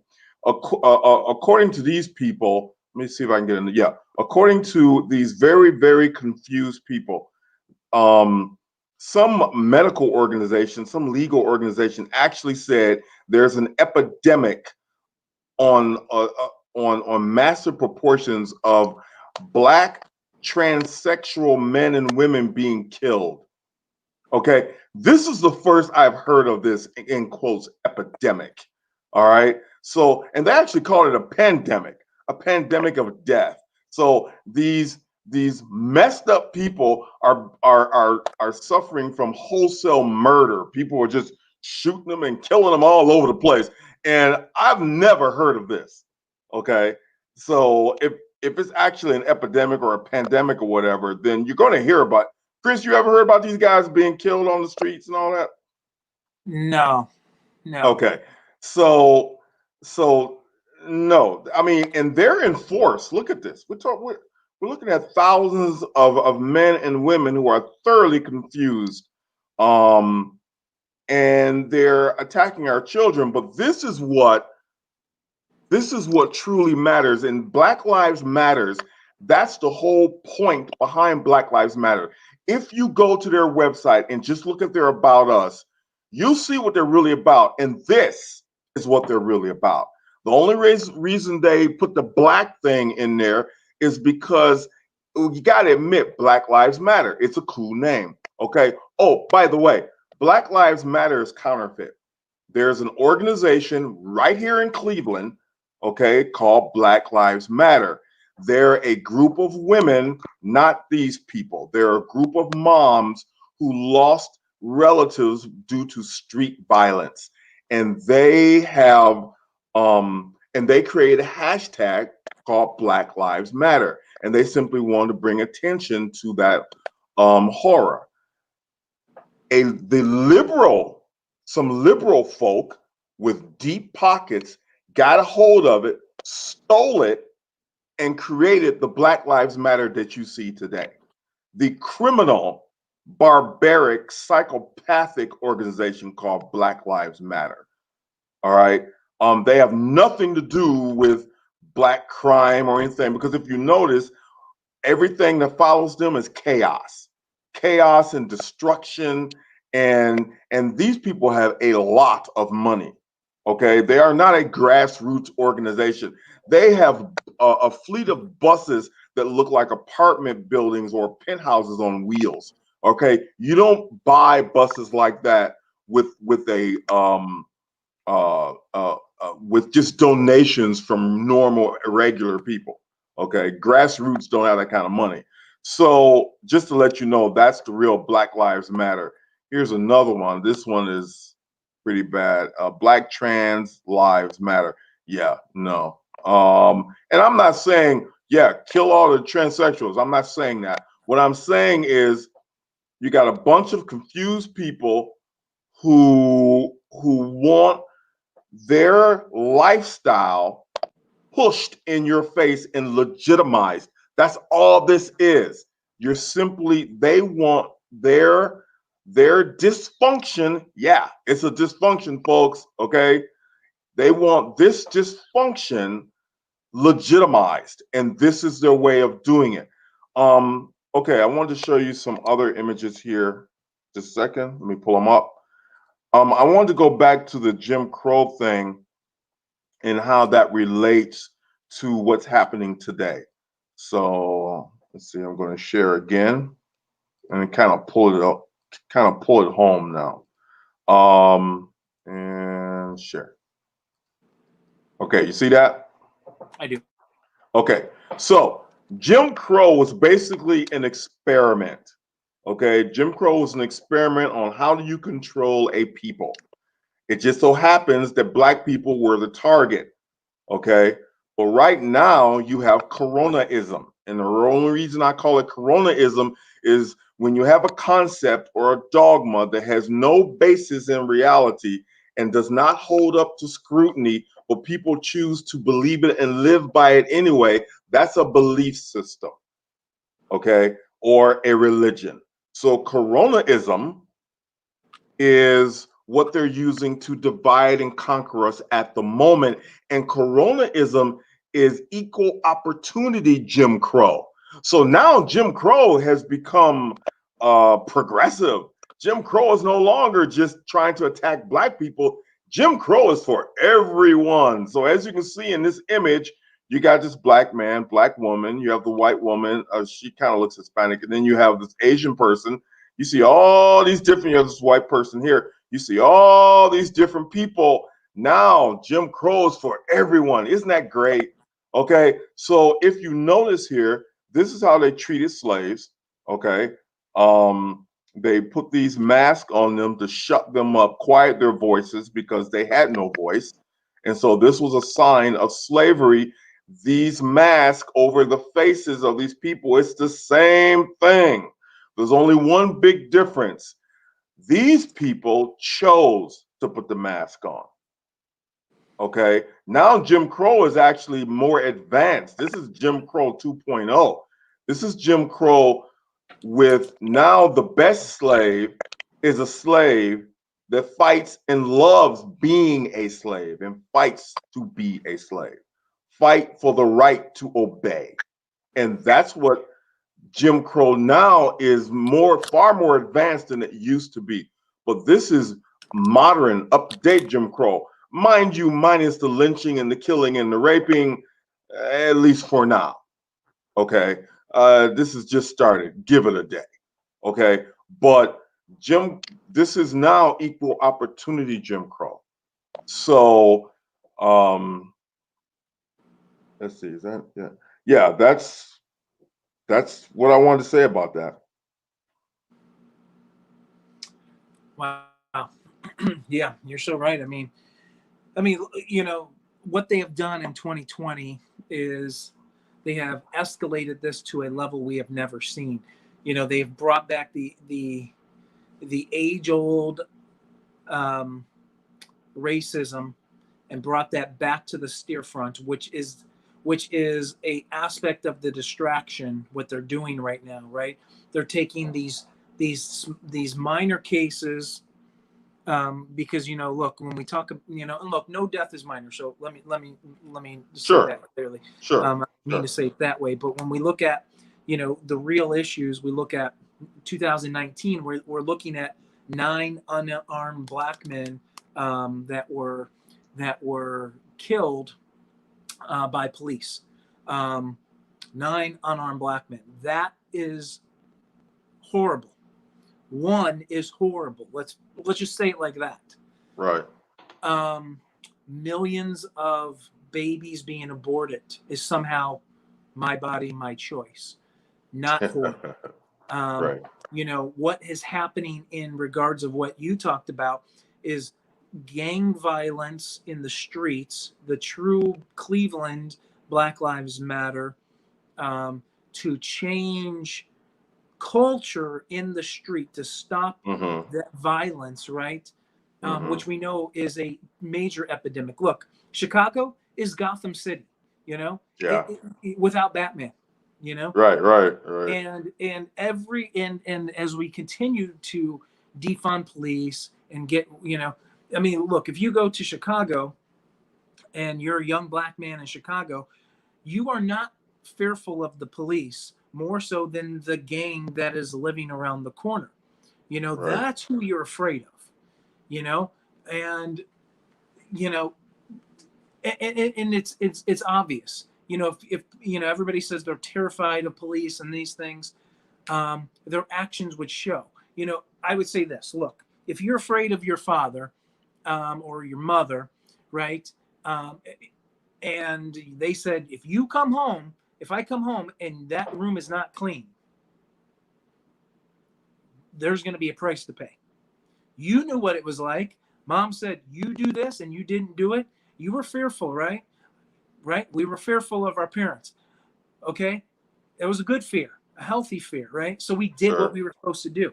Right. If people were actually fearful of police, wouldn't you do everything so that the police would never have to be an issue for you?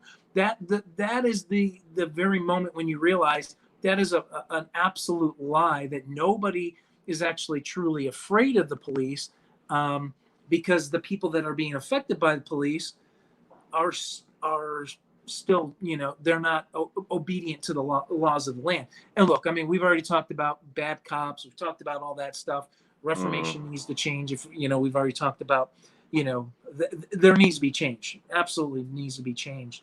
And but you know, this was that age old thing, is they're moving it into, you know, into this, to this pandemic that we're facing today, Mm-hmm. with Corona. It is on supercharge, and what's coming next, God only help us, because there is more agendas coming, which will all work together, right? We see this you know, this, all of these agendas to and at the end of the day, what is it to do? It's not to destroy white people, it's not to destroy black people. You know, Mm-hmm. see, that's the silly part. See, people think that it's about that. Let's go back. There's two people in this world. Two people. Satan knows who they are. He's here to destroy Yep. us. That's Yep. what this whole thing is. It's to destroy us. That's why you saw Antifa go up to the white woman, which they were all white, by the way. They went up to the white woman and screamed in her face. The first question they asked her, "Are you a Christian?" Right. Okay? This is what they're doing. They're coming after us. And here in the body of believers, okay, we are so at war with each other because of how we pronounce his name, or what Sabbath day we're on, or are you lunar Sabbath? Are you still in Right. Sunday Sabbath? Are you? Right. We're going to be at our throats over all these theological things, and we don't see who's truly behind the curtain trying to destroy us, while we sit back and destroy ourselves over these issues. And I'm not saying, you know, things that are theological don't matter, but what we will do is we shoot our own, and our own is not the, you know, the white guy down the street. Our own is not the black guy down the street. Our own Right. is, if you have Jesus, Yeshua, living inside of you, that is who your brother is, that is who your sister is. And why are we at war with each other when at this moment, and I'm not talking about being ecumenical and merging doctrines and all that foolishness, Oh but no, there please. needs, we now know in 2020, we see a calling for true unification amongst the body, because we have a adversary who is out to destroy us, and he's got his minions controlling the masses. And we see it every single day, and it's never going to stop. And you can see those that are just ready to go along with it. They'll put their mask on, walk into the store, be happy, and just, they will be happy to wear the mask. Here, we're in Ohio. They said a mandatory mandate for mask for 2 weeks. What week are we on? Michael, we're on what, week 10, week Yeah. 12 of the Yeah. mandatory statewide mask mandate. Right. And we're on week 12 to kill this thing that has a percentage of death is so minuscule. This is 0.0000297% of the American population. That is not a pandemic. Okay, that's not a plague. That's a rumor. So that's even less than the flu last year. 0.0000297%. Come on. Yeah. And that's from the CDC. And look at all these people who are wearing masks and telling you, if you don't wear a mask, you're killing grandma. Okay? And they tell you this. This is the liberal mindset. By the way, last week, the World Health Organization counteracted that. They said the asymptomatic contagious nature of this virus, oops, sorry, it doesn't exist. Okay, they said that last week. Of course, no one will listen to that, but that's what they said. Right, no one will listen. But think about their logic. So if you don't have it, you're still out there killing grandma because you're not wearing your mask. Yeah. Where were they a year ago? Walking into the store with the flu? Full blown, no, they had the flu to go get their flu medicine. Right. And what did they do? They did kill grandma last year. They didn't care about that. I mean, how many times were you in the store, over the past few years, and there's always that sniffling, coughing, person, young person, millennial, college kid who's off at college. We're in a college town. And so right here in our college town, you have to go to the store at 10 or 11 o'clock, it's nothing but college students. And every time you go in there in the 6th season, in the winter months, there's always 5, 10, 15 people in there sick. And they got to get their stuff. And so what happens now? And they weren't wearing masks. They didn't think about that. So only when the government tells you need to wear a mask, when you need to do this. Yeah. No, before, and so they didn't, in their liberal mindset before, they never thought of saving grandma before. When we're saying, no, if you are sick, you stay home. We've always said that. Common sense has always dictated that. You shouldn't go places when you're hacking and sneezing and you've got a flu or something. You don't do that, right? You shouldn't do that. Didn't stop them from doing it, and they're going to be hypocritical and tell you, you're killing grandma, and they all make their Facebook posts because they're keyboard warriors and say if you don't wear a mask, defriend me now. We've been defriended by people in family over this. This is my family has told me, you're going to get it, you're going to catch it. I haven't worn a mask. I've been shaking hands. I've been hugging. I've been kissed. I've been dealing with clients face to face, because a lot of people don't believe this. Okay, so I've been going on photo shoots. I've been dealing with, since this whole thing started, what is it, close to a year now? Hundreds of people. Okay, now if this is truly an earth-crippling pandemic overflowing the hospitals with the dead and the dying, I should be dead by now. Okay, I'm not. And you're in the age bracket that's most susceptible. Yep, and I have asthma. And you have asthma. Yep. So I'm a classic candidate. And you're black, which they say is affecting the most. Right. It just gets dumber and dumber. And look, and no disrespect to anybody who has had supposedly COVID, because look, supposedly, right? So everything early on was labeled COVID. Everything was labeled COVID. Yep. So then people got a hangnail, you got COVID. And they needed those stories. So when grandma, grandpa, mom, dad died of pneumonia, it wasn't pneumonia, it was COVID. Yep. And so then they go to social media and say, how dare you do this? How dare you people say these things? My grandma, my grandpa just died of COVID. And then you say, oh, we're sorry. Then you have to and then you start to see all the false positive tests that came out, all the manipulative tests that came out. $13,000 for every false death certificate, $39,000 for every person put on a ventilator, whether they need it or not. Okay. So And you have to take that into account. And and you know what? We always look at that and we say that was the initiative for the doctors to do that. But why would the government give them that? That's where the real answer lies. Why the government would give them the money to do that. Sure, we can talk about greed. We can talk about all those things. Sure. But why would the government happily hand these things out if this wasn't a political, spiritual issue as well, which we know it is? Because this is what we're facing. These two issues right now are controlling our narrative. Every time we turn on the TV, if you still have TV, if you turn on social media, you scroll through your timeline, it's either one or the other, you know? And right now we're entering into the greatest season of unfulfilled prophecy that we as a church have thrown away. Right now is the greatest season of unfulfilled prophecy that he's about to do something, which has come back for us. You know, we are heading in right until tomorrow for many who will be celebrating the Feast of Trumpets right now. And this is significant of the time of Christ's return. We know his time is near.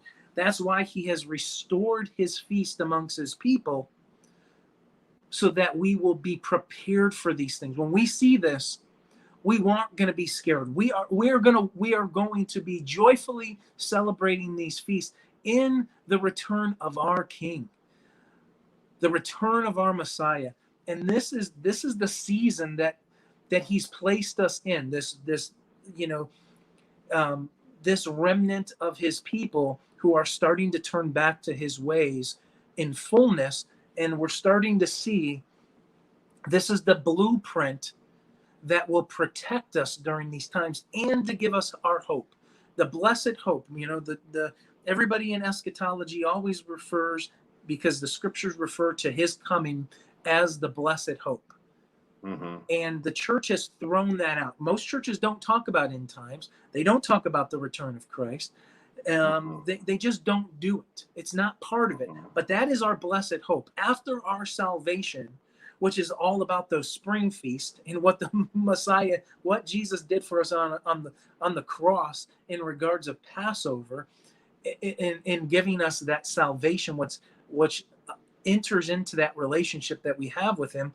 But it didn't end there. He's coming back for us, and we are setting ourselves up for failure when we throw out our blessed hope, even as a body of believers.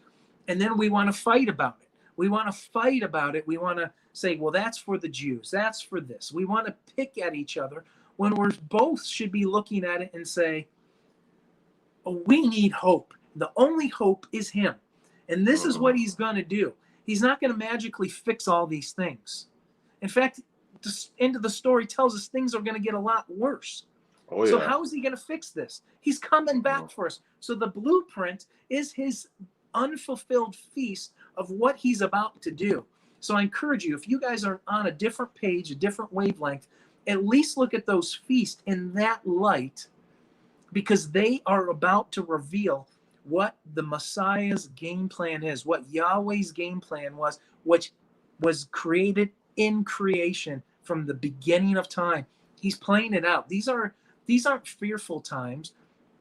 You know, this conquer and divide. We've looked at horrific stuff. We've seen what horrific things have happened just in the last 70 years, less than 70 years, what the horrible things that have happened in this nation.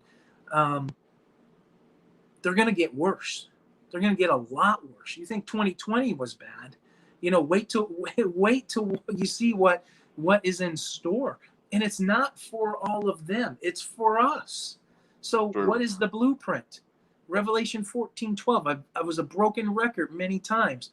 Is if we keep the commandments of God through the testimony of Jesus Christ, will be the endurance or the patience of the saints. And this is the season that we're heading into. We can fix all of these issues amongst the body if we just choose to follow him. We will fix all of our minor issues in our lives if we just realize this is all a molding, process that he's doing. If you're suffering in your life right now, if God has you in a place where he's trying to teach you something or correct you, which we all should be, he's molding us for something. And pruning. And be thankful for that. That is the Yeah. season that he's trying to teach you something. When your life is grand and you're just moving along and everything and it's all hunky-dory and he's not speaking to you and he's not bringing challenges your way, then you got to start thinking, what am I doing wrong? Right, Yeah. right. He didn't promise a life of just nothing but roses and puppy kisses, right? This is also a time of pruning. He's separating the wheat from the chaff. That's one of the reasons why the churches failed this test so miserably. And I'm sorry, folks.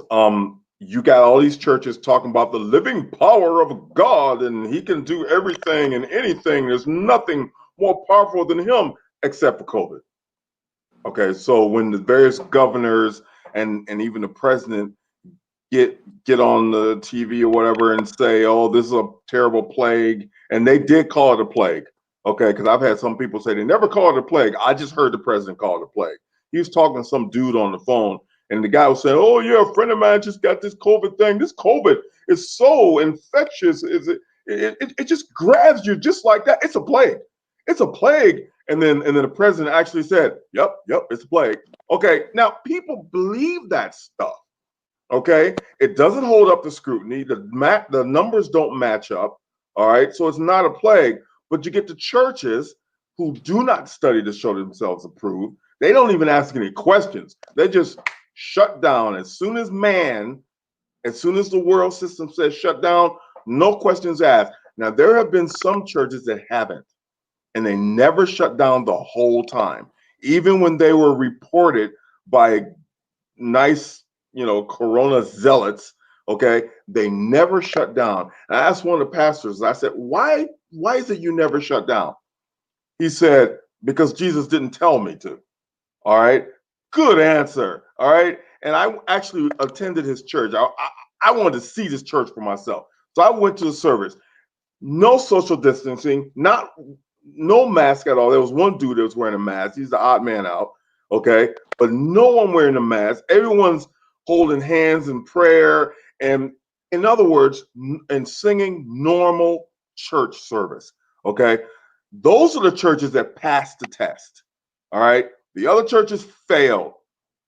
Okay, and so churches made me very angry. Especially, I actually went to a funeral, and another funeral I had to shoot, and this woman's mom, her mom was 109 years old. I mentioned her earlier, and she died because of this COVID thing, not because she had coronavirus, but because she was trapped in an elderly home without seeing her family. She saw her family every single day, and when this thing hit, they shut down the senior citizens homes.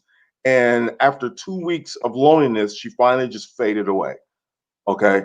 So the daughter was there. She was in the cemetery. She was distraught. Her mom's gone. She was distraught.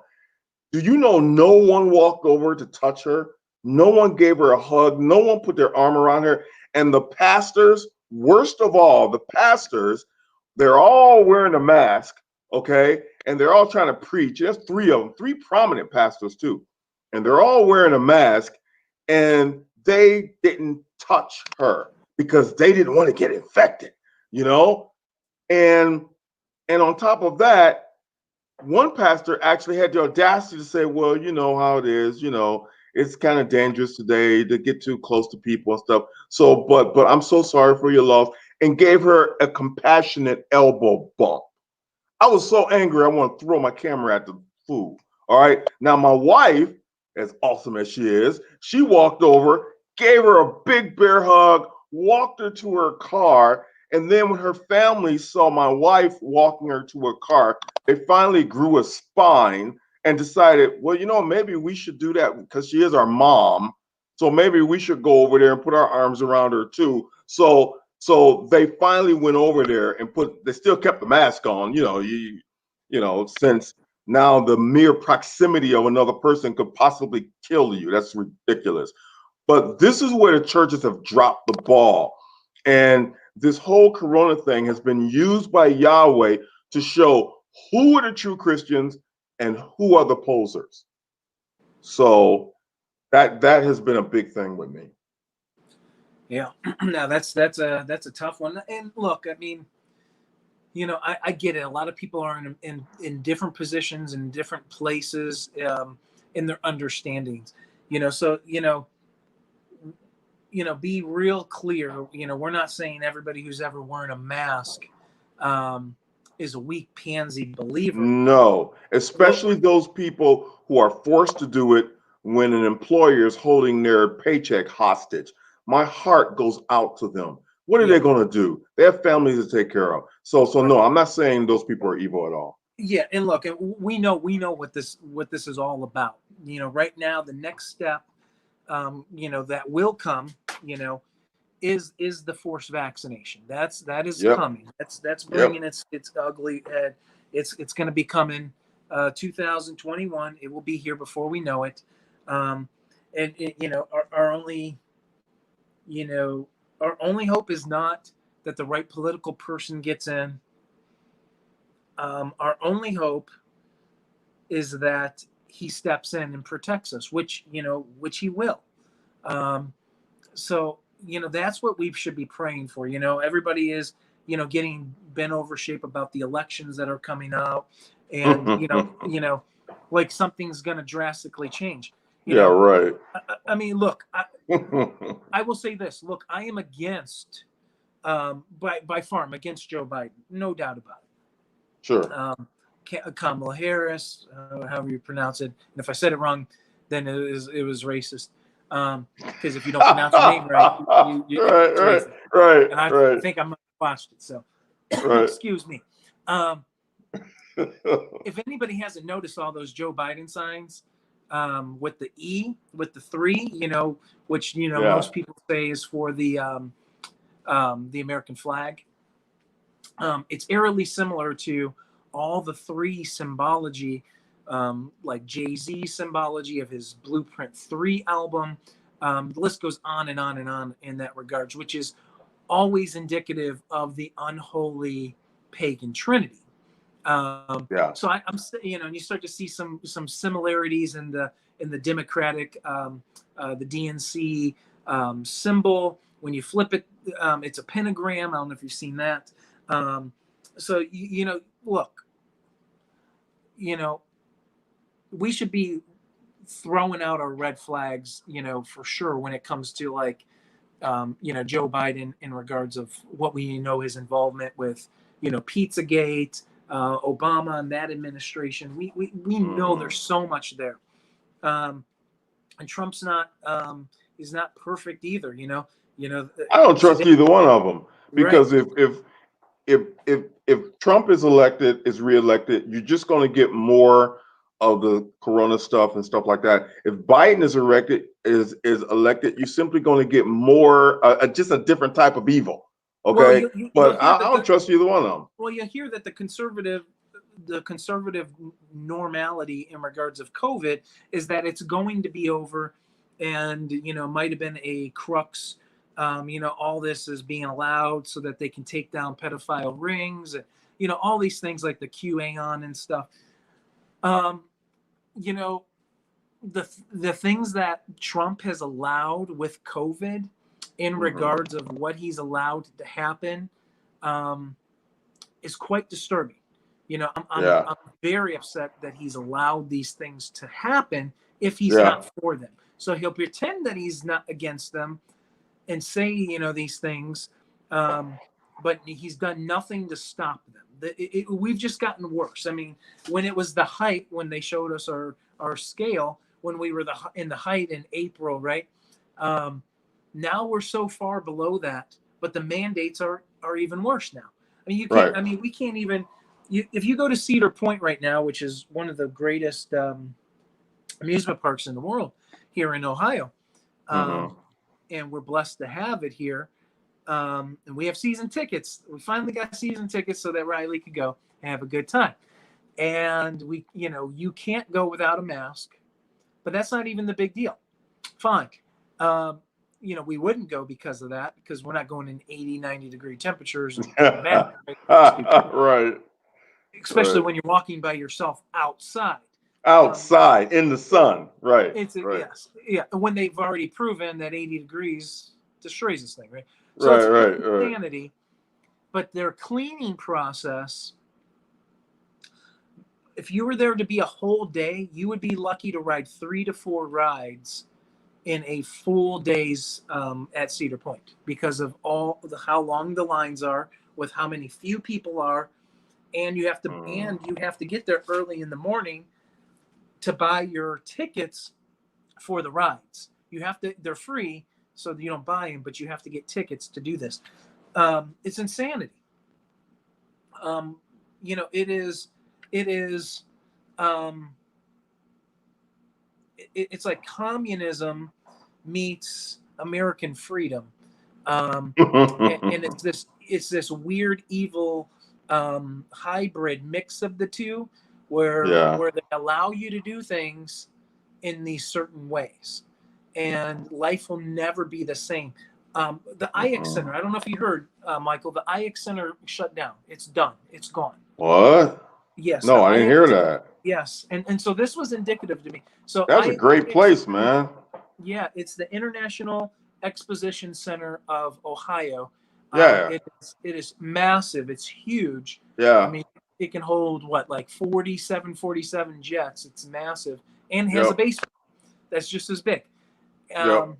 The car shows. I've been to the car shows and the home and garden show, and and their amusement park, because IX Center actually has an amusement park.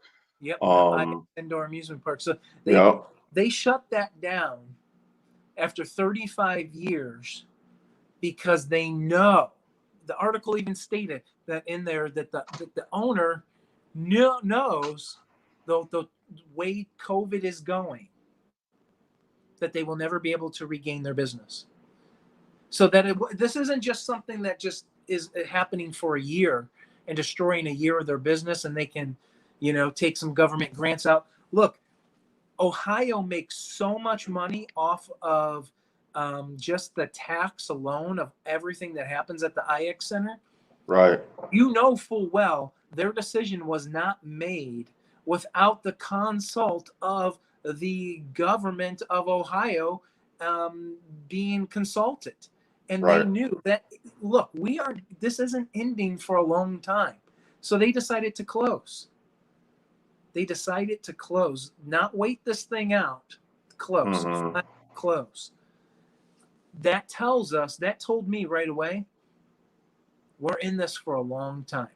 This is not going away anytime soon. This is a power grab. They spent a lot of time and marketing dollars, because this is not a health crisis. It's propaganda. So they spent a lot of marketing dollars to gain control over people. They're not going to just let that go. I mean, come on, that's not what criminals do.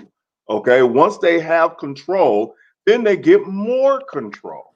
All right, so you're right. The IX Center closing, that's a portent of terrible things to come. Yeah, that told me a lot. So I mean, look, we are headed to a path where we have to stand firm in our faith. Unshakable faith right now, with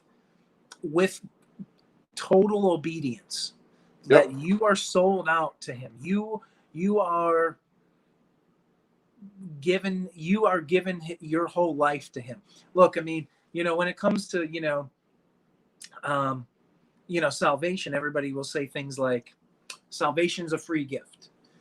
Salvation costs you everything. It costs you your life.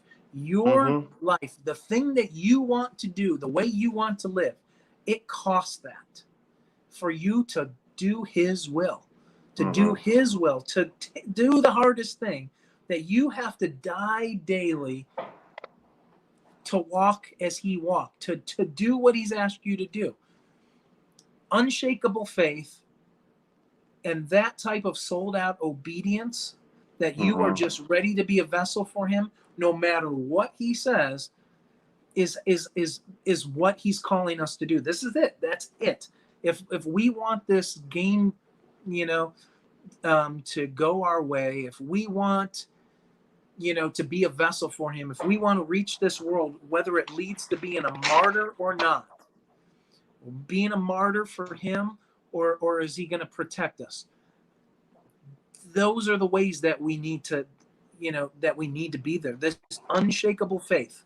Do not be swayed. And that's my encouragement to you guys that are watching this.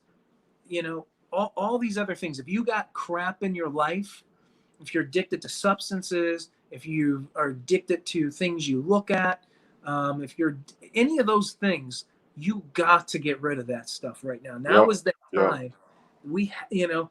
And addictions aren't always pornography. They're not always cigarettes. They're not always drinking. They could be video games, things that clear your mind, that, take you away from him. They could be things that aren't necessarily unholy, but they become unholy in your life. They can be, playing sports, watching sports. It can be any of those things that aren't Sure. necessarily evil in itself, but they become your addiction in life. And those are the addictions that happen in all the churches, because, we don't do all the bad stuff, so we do all these Mm-hmm. and fill our lives with this. Right. No, your addiction needs to be him. Your addiction needs to be his word. And those are tough things that we all need to hear. I'm speaking to us. I'm not speaking to just people who listen to this. This is a Sure. challenge for all of us, because if we don't practice what we preach, and we're going to be hypocrites at times, and that's the thing. We have to not be. Don't let your work be your addiction. Don't let making money be an idol. Don't let these taking care of your family, supersede, how you act and live in this life. I mean, we're going through very bad financial stress. Mm-hmm. And Same here. and that's the thing. When we focus only on, well, we got to work, and we work harder than we've ever worked before, and then we don't, as Liz will tell me, stop. You're working harder than you've ever worked, so now it's time just to give it over to him and let him, and has he not steered us properly in the past? Does he lead us down a path of destruction? Does he always Mm-hmm. answer it the way that we want to? No. So I think this is where we're headed, and as a body, it's time for us to connect, and stop this virtual stuff. We had to take on the word virtually, and hey, it was great. All you Sure. guys did amazing. It was great, but it sucked at the same time. It was Yeah, I just, did. I all did. you Yeah. did at the end of it was go, man, that was so good. I wanted to tell that person in person what Right. that meant to Right. them, right? Oh, Right. what do we do? We send a Facebook message. That's great. It's great for encouragement, but it's terrible. It's absolutely Right. terrible. If you've been part of Take on the World in the past, the presentations are stellar. You guys always have put an amazing amount of effort into them. They're always great. They always, are encouraging to people. They always get people to challenge, in so many areas of their lives. But the fellowship is like way, way better than anything that Oh yeah. was Oh spoken yeah. from the stage, and some awesome stuff was spoken from the stage. So don't get me wrong in saying that, but go out, meet people, you know, and if you, you know, this is the one thing I'm going to say. You're never going to find two people that always agree on stuff. And, you know, so many people are always feel like they're lonely. Nobody believes the way I believe in my community. Mm-hmm. You know, we always hear this constantly over and over. Go out. So if you don't have that, go out and be a light to the world. Go talk to the people you have nothing in common with. Go be a light to Mm-hmm. them. Expect them not to agree with you on things. Learn how you can talk to them and how that you can be a light to them. You know that, because so many of us are broad and scattered, and we're like clamping in and just getting smaller, and we're not effective. You know, go out there, be a light to this world. Go out and find those people that are hurting. You know, and that changes everything. You know, if you found somebody who was hurting today, and all they needed was somebody that would just talk to them, and you can be an ear of advice, a voice of reason, somebody who just loved them, that changes their life. That changes so much for them, and that breaks it down. And then they start to see, why would you even do this? It's not because of anything other than I love you, and it's because of who lives inside of me, who gives me that desire. So, if you find yourself in that position, I've got nobody, pray. He'll bring you people, and it may not be people who agree with you. And that's what Mm-hmm. we're all thinking that we have to have. We got to have all these like-minded people. And you know what? Hey, we're blessed.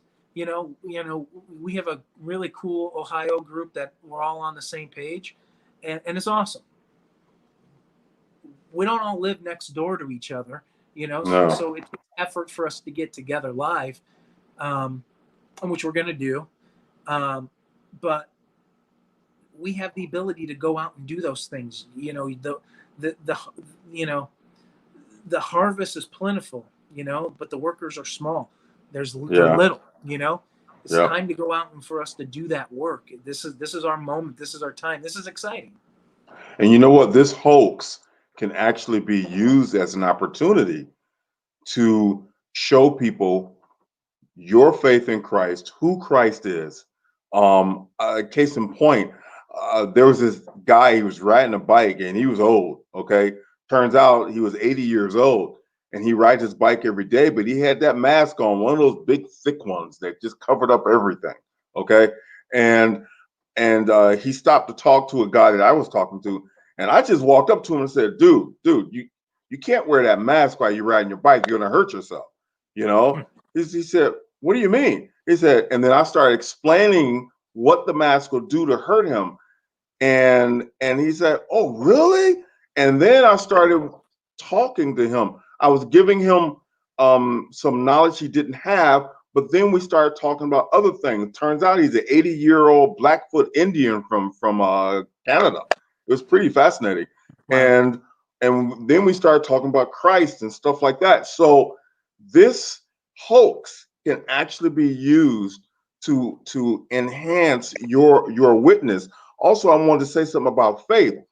What Chris was talking about is absolutely correct. I want to piggyback on that with we're supposed to have a mustard seed of faith. What does that mean? It doesn't that means that the quantity of faith does not matter. There is no such thing as quantity of faith. It's about the quality of your faith.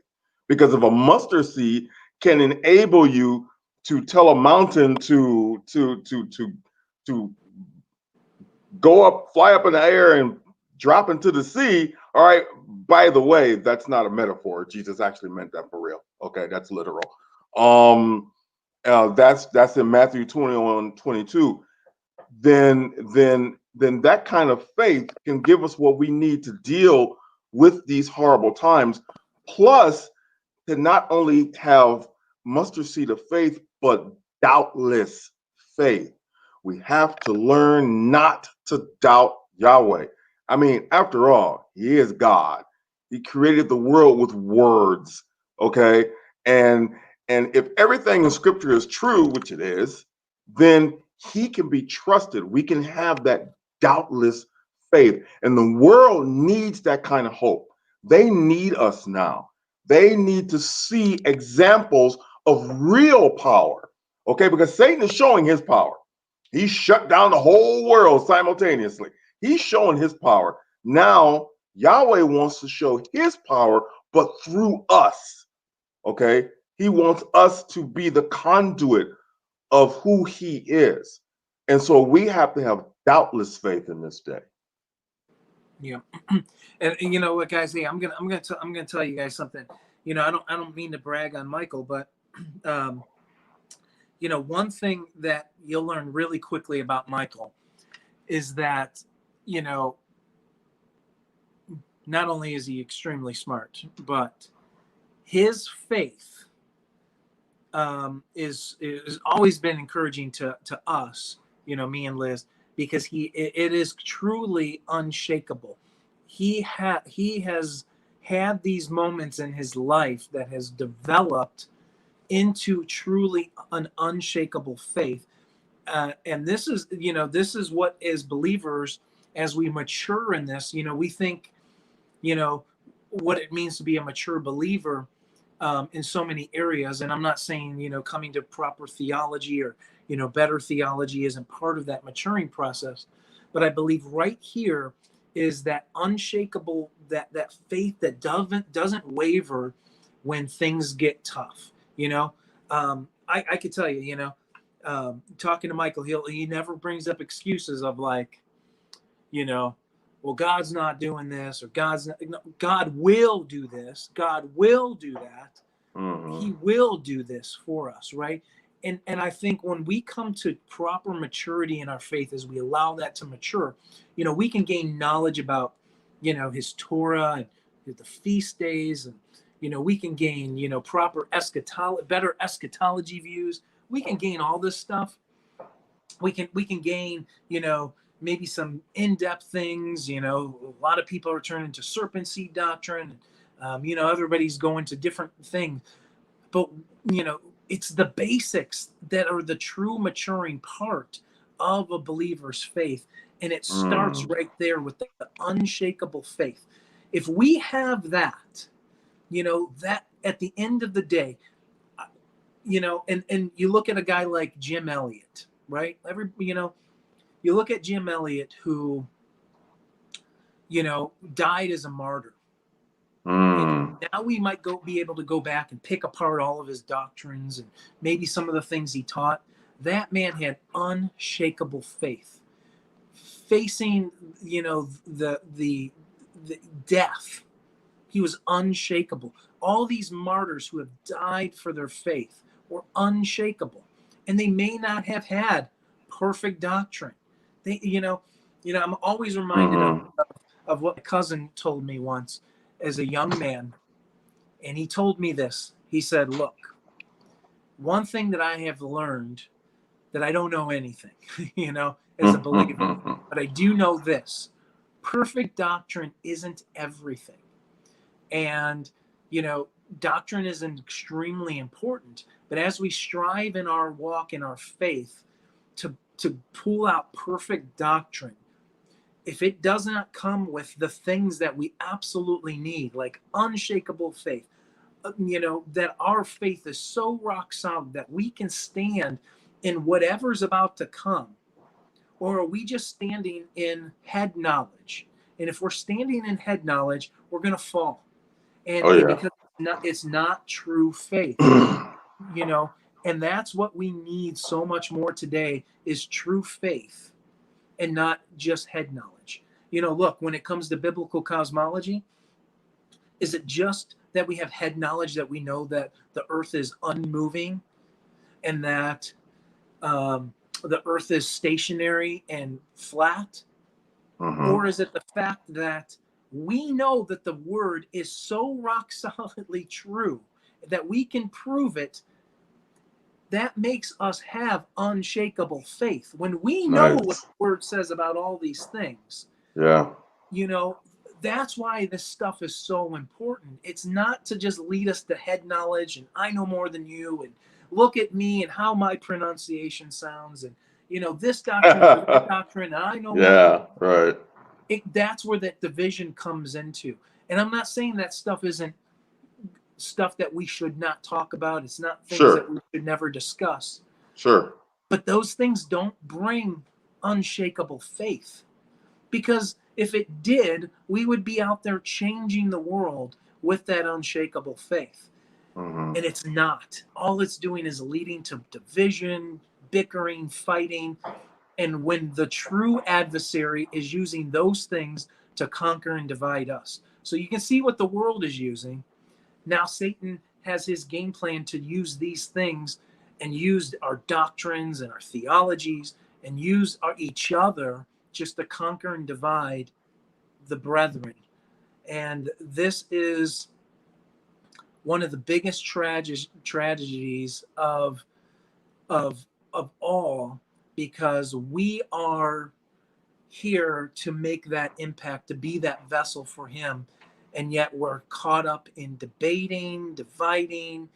And now is the time that we can take our differences and say, hey, that brother's not flat earther, but man, he's got some unshakable faith over there. And I guarantee you, if you truly believe, and you know that, just take flat earth for example, if you know that flat earth is the truth of what the word says, and that man has unshakable faith who hasn't seen it yet, when it's the right time to reveal it, and because you'll know when the Spirit leads you, if we're walking in the Spirit's going to say, hey, this brother's ready for it. Yeah. And when you share it with him, the Holy Spirit's going to speak through you, and he's going to see it. Patience. Yeah. We got to have these things. And when we walk in the Spirit, we're going to operate in the gifts of the Spirit. We're going to be leading this way, and we're going to be a joy to be around. We're going to be a delight to be around. Mm-hmm. Because people are going to see that in us. And that's a challenge for all of us. We all deal in things that people think are absolutely nuts and crazy. How can you be a joy to be around somebody who believes the earth is flat? Because it's so contentious to them. But eventually, if they are true brothers in the faith and sisters in the faith, they will see that, and they will see your spirit. And if they have the same spirit, you will connect, and you will have that connection. Now, if they are operating in a different spirit, you're going to know right away they're operating in a contention. So we don't need to be the contentious people. We need to be the people that are operating in the Spirit, that bring love, joy, peace, kindness, patience, mercy. That's what we need to be doing. So I hope you guys really got something out of this. Just talking this out. I mean, we've been doing this for like what, 3 months now, just having this show a couple nights a month. Yep. So. Yep. So it's I finally got a chance to say some things I've wanted to say for a while. So so I hope everyone got something out of it. So yeah.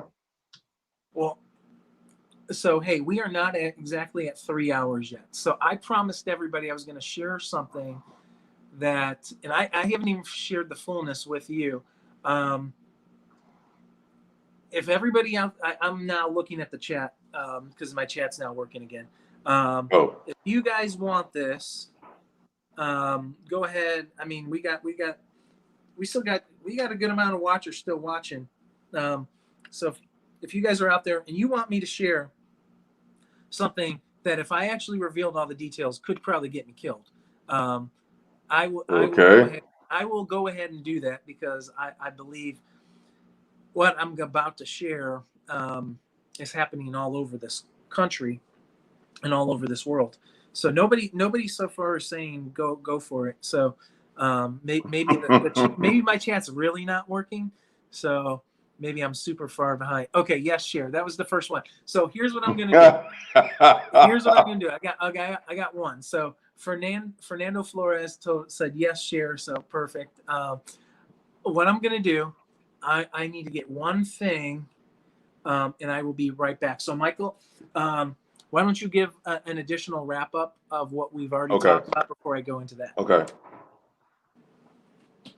So, I mean, divide and conquer. That's what this entire attack has been about. Divide and conquer, to get us to separate from each other and stay separated, because it's easier to destroy a target if each parts of those target aren't communicating or aren't banding together. That's the whole purpose to the coronavirus, to Antifa, to Black Lives Matter, and all the other foolishness, to the Black trans lives matter. I'm sorry, I just heard about that today. It's wow, seriously. So that's the whole purpose to all of this. It has nothing to do with health whatsoever. Personally, I do not believe in the coronavirus at all. I see no evidence to back it up. That's the only reason why I recited that stat from the CDC, the 0.0000297%, because it matched reality. Okay, so for once, the CDC was telling the truth. If the numbers match reality, then the numbers are legitimate. If they do not match reality, then they just made that stuff up. So it's the whole thing is about divide and conquer.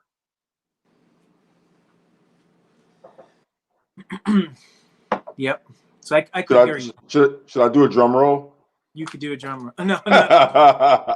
So what I'm about to preference is something that I probably will go in detail. Now I will say this: if what I've discovered is, I mean, it is truth, but if the ramifications of actually sharing this live, for the sake of this show, I'm not going to share the exact location. So if you've, so I'm gonna keep it that way, because I really think something is truly happening, and I wouldn't have so many confirmations. So I'll go ahead and share all the confirmations that I have. So we talked about who's really behind all these things, right? Men that are led by satanic entities and demonic forces at play here. It's all spiritual. Everything in this world is spiritual. We all know this. So we are here in Ohio, and in Ohio is one of the most, wow. Everybody who comes here that deals with spiritual warfare, there's something happening here in Ohio, from satanic covens out in woods.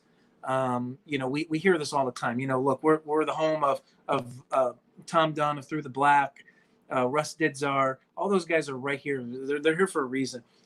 First conference that we had was Take on the World 17 in the city of Strongsville, Ohio. First call that I had for a speaker was Tom Dunn. I didn't know Tom, and I called him up, and we were chatting, and he was excited to come. I said, I want you to speak about spiritual warfare and satanic ritual abuse. And he said, where's it at? And he said, Strongsville, Ohio. He said, why'd you pick Strongsville, Ohio? I said, well, here's the reason. And he told me, I thought you picked it because it is one of the meccas for satanic ritual abuse. There was a book written, which was in the 1980s by a guy, of all the people who were involved in satanic practice, from the police departments to the mayors, all that stuff happening right here in Strongsville, Ohio. Wow. So, and mind you, I haven't even mentioned locations yet. So I'm giving you a prelude to all this stuff.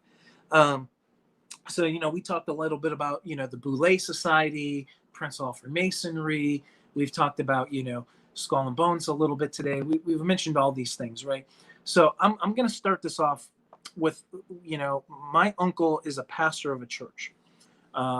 It's a church that I grew up in. And in the 1980s, he was running a show, Catholics for Catholicism, on AM radio. And in AM radio back in the day, he would debate, um, priest and clergy all the time on, all the things in regards of Catholicism.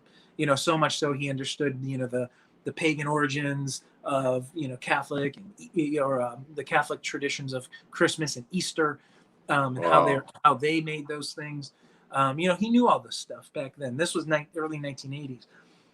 But as he developed and grew into what he was doing, he shared a story with me about his involvement with Freemasonry. Hmm. And I'm going to pause that story for a second. Me and Liz went to a high school that we talk about quite often in regards to geocentricity. And that's where me and my wife met. She was part of that school, which is attached to a church. And I'm not going to give out the names or anything like that, but we've always been a part of that. So I progressed with the story of my uncle. That church had been in around for a long time. Well, my uncle started to become familiar with Freemasonry. Okay, where the school that we went to and the church that is associated up the street is a Masonic hall. Okay, so my uncle started getting into Freemasonry at that time, starting to understand what it was about, and he was given a 33-degree Freemasonic book. That is a Masonic book. It was not a book about Masons, it was a book written by Masons. It is Hmm. the handbook that you receive when you become a 33-degree Mason. Who's the And it, author of that book? what's that? There's a guy, the guy that wrote that book. I forgot his name, but he's a pretty famous Mason. I forgot his name. Well, Um, you have a I don't know if you're referring to Albert Pike, um, dog morals and dogma. yeah, Book. that's what I'm talking about. Yeah, yeah, yeah. Yeah, Okay, okay. this is a book that was handed out when you were with their secrets. I see. So Okay, this is okay. not a book that anybody could just find. Okay, so this I book was see. handed to Okay. him, and as he got to the part where it said, um, um, when you become indoctrinated, the thing that is whispered in your ear. Now, this is coming from what he told me, okay? And this was a story told to me probably 10 years ago, okay? So it all starts to connect, and I'll show you how it connects. So he told me when this occurs, when you get initiated, the thing that they whisper into your ear that Christ never rose again. This was the Seriously. the secret of the Wow. secret, that Christ never rose again from the dead. Okay, so as he's starting to read and find out what this is truly about, Hiram Abiff, all these things that are happening, he gets a knock on the door. And it is the Masons. They somehow know that he has this book. Hmm. And so they are knocking on this door and they are trying to contact him. And at this point, he eventually has to give the book back because they are so persistent on getting their book back and will not leave him alone until he gives them their book. He gave them the book and he dropped pursuing anything in Freemasonry ever again. Never looked into what's truly happening, never Mm-hmm. looked into any of those things ever again. But after he gave him the book, he went and talked to the pastor of the church that my wife grew up in and that was associated with the school that I went with, probably somewhere around 20 years before we were there. Now Liz would have been there maybe a few years later, because this would have been early 1980s. And he started asking him about the Masons and said, hey, I know that the Masonic Hall is literally less than 1 mile away from the church. And this is what he said that was so interesting, that I didn't pick up on the time when I was told this story, roughly 10 years ago. My uncle went to that pastor and said all the trouble that he had with that Masonic group that was wanting their books back. And he stopped them and he said his name, my uncle's name, which I won't give you. And he said, "You just better leave it alone. It's just boys being boys." And when he said that phrase, boys being boys, it meant absolutely nothing to me. You fast forward to 2018. 2018, a guy named Nathan Reynolds was brought into my life. And Nathan wrote a book called Snatched from the Flames. And I happened to be in the book. Long story short, we were doing biblical health on Now You See TV, and him and Chelsea were big fans of it, and they were watching it, and their little daughter was dealing with acid reflux and all these different issues, and they reached out to us. We had no clue who they were. You know, like a couple months later, they're going to release a ex-Illuminati, blood magic, ritual survivor video on Now You See TV. We did not know who he was when he contacted us, and they didn't have a lot of money, and we just wanted to help out their little girl, and Liz just sent off free product. So just by doing that, got us into the book, got us connected with them on a different level. And Nathan sent me a pre-advance release of his book, Snatched from the Flames, and I'm reading this book. And if you've never read the book, I encourage everybody to read this book. You will not put it down, and you will go through hard parts of the book that are very hard to get through, and you will come out on the other end knowing why you needed to go through those parts in the book. But he gets to this part where he asks his mother, and if you know Nathan's story, it is quite an amazing story of being connected to secret societies, the Reynolds bloodline family.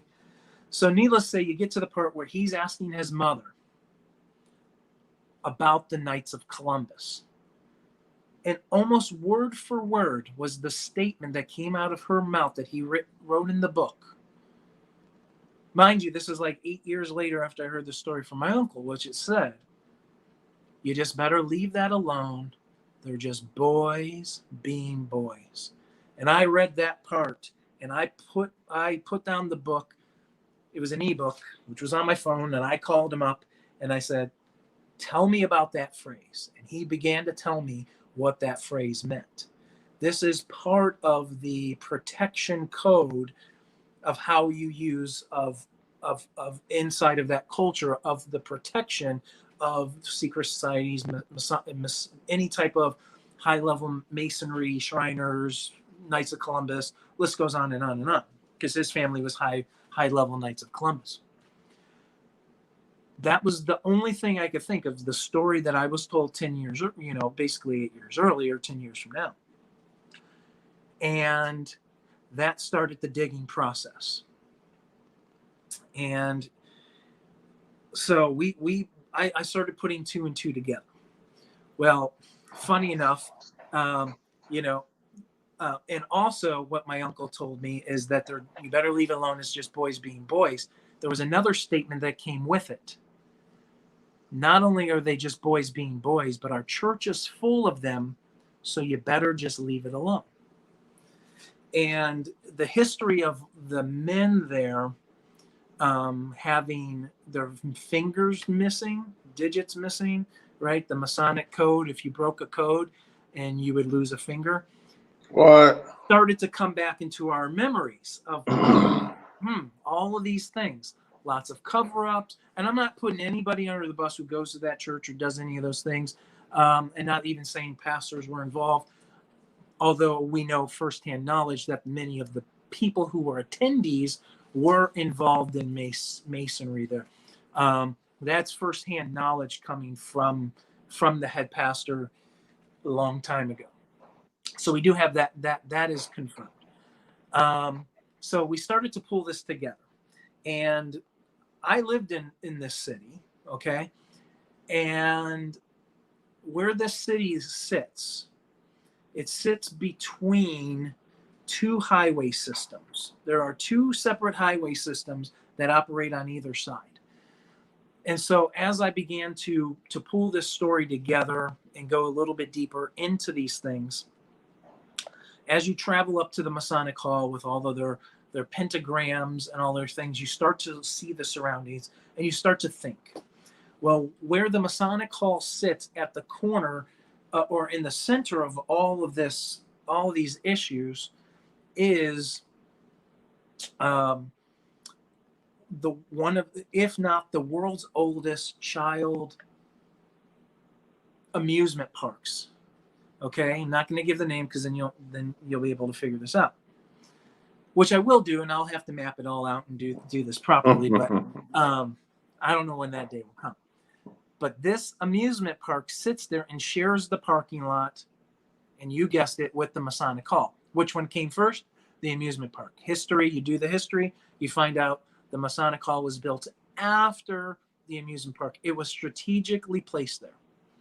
What sits on the other side is we ride bikes through this area all the time, and I'll bring this part into the story as well. But right where this is located at, the Masonic Hall is sandwiched in between this child amusement park, okay, and the Metro Parks system. So our park system sits right next door to it. This park system is well known for its high level homosexual activity that goes down there. Most of them by straight men, okay?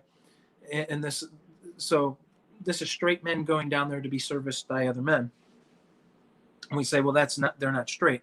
Well, they would identify as straight males who are only acting out of abuse that happened to them when they were children, and they don't know how to properly be delivered from this. So the only way is they continue in these things. David Arthur shared a lot with me in this regard, is a lot of the men that he would sleep with happened to be Christian men, pastors of churches, have wives and kids. Why would they be doing these things if they weren't homosexual? It's because they only know this action covers up the hurt that they're having, and it's this continual issue that they have. So not only do we have that issue happening right there, and I'm going to go deeper into that, but also it's a big drug area as well. So like I said, this area, lots of drugs, lots of sex stuff. We have found bondage, just biking through there. We have found bondage, S&M type of stuff just laying on the ground. So we know this is a really high level area, and I'll go deeper into what's truly happening down there. So what we ended up discovering as we continue to move forward, we have lots of empty,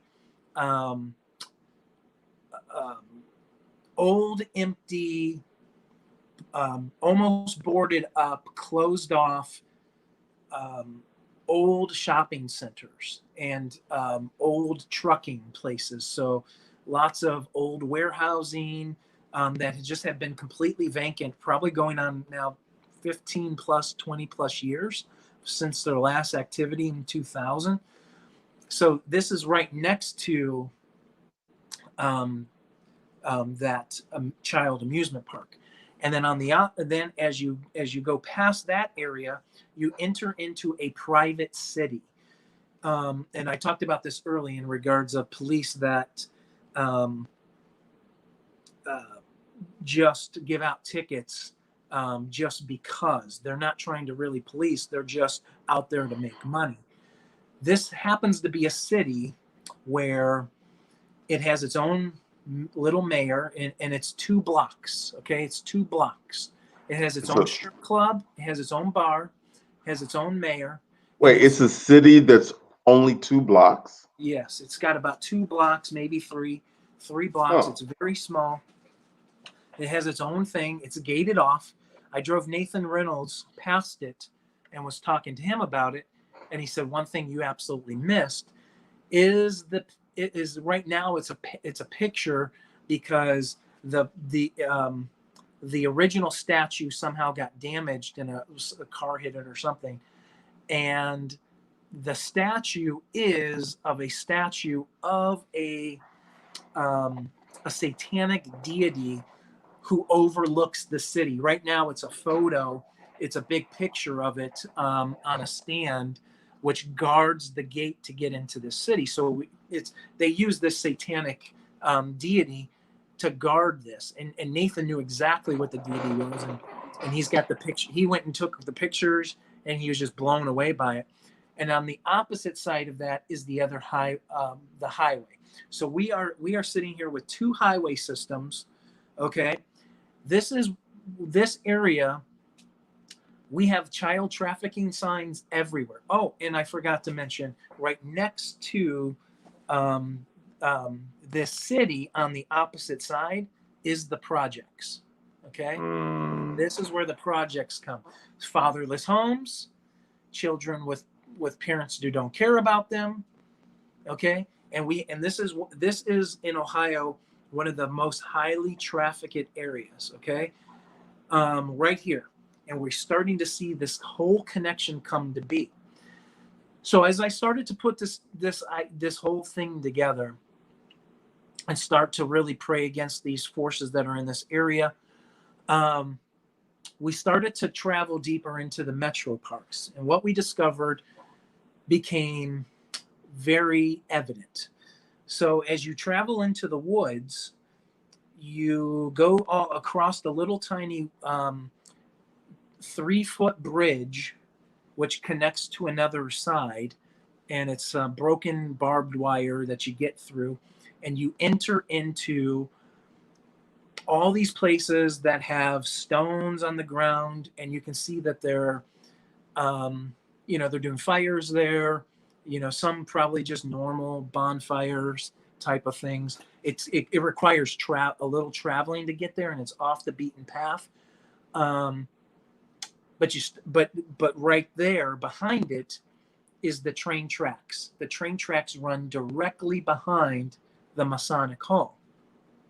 And as we begin to explore back there is behind the Masonic Hall is a hidden driveway, and it ends right at the train tracks.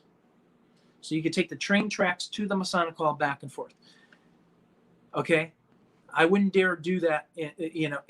This is not a place, and it's not big enough for semis or even what's it called? Train service people. Train service people wouldn't use this part.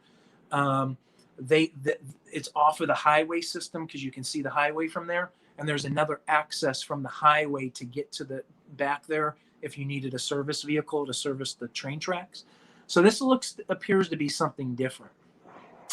And I always assumed and thought, I got that eerie feeling when I was there that there was heavily satanic things happening here. But it wasn't until 2019 at Take on the World conference that we met a couple who did not buy tickets.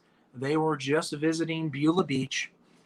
And they came in and met Liz at the counter, and they said, "Hey, we just have we're renting a cabin, and what are you guys doing this weekend?" And they said, "Well, we're having a biblical conference." And they said, "Well, what's the topics?" And Liz didn't want to leave a flat Earth, of course. And she's like, "Well, I'm probably not going to lead with Torah because maybe that's going to lead to an argument." She went with the safe bet and led with spiritual warfare. Just said, spiritual warfare, even some satanic ritual abuse. And she said, and the couple looked at them and dropped their jaw. And they said, "We've been looking for someone like you." And they went on to explain they're with Campus Crusade for Christ. Oh, wow. in the exact city that I'm talking about. Okay. And in this, in their talk, they told us that the students that are part of their program are being infiltrated. The school system is being infiltrated by warlocks and witches and wizards, high level, that are infiltrating the kids in this city. There is a high level of satanic aspect that's going on. They talked about, everything happening in there, from rituals, all these things, and they really didn't have any way to know. So obviously we turned them on to Tom, and Tom had a nice discussion with them.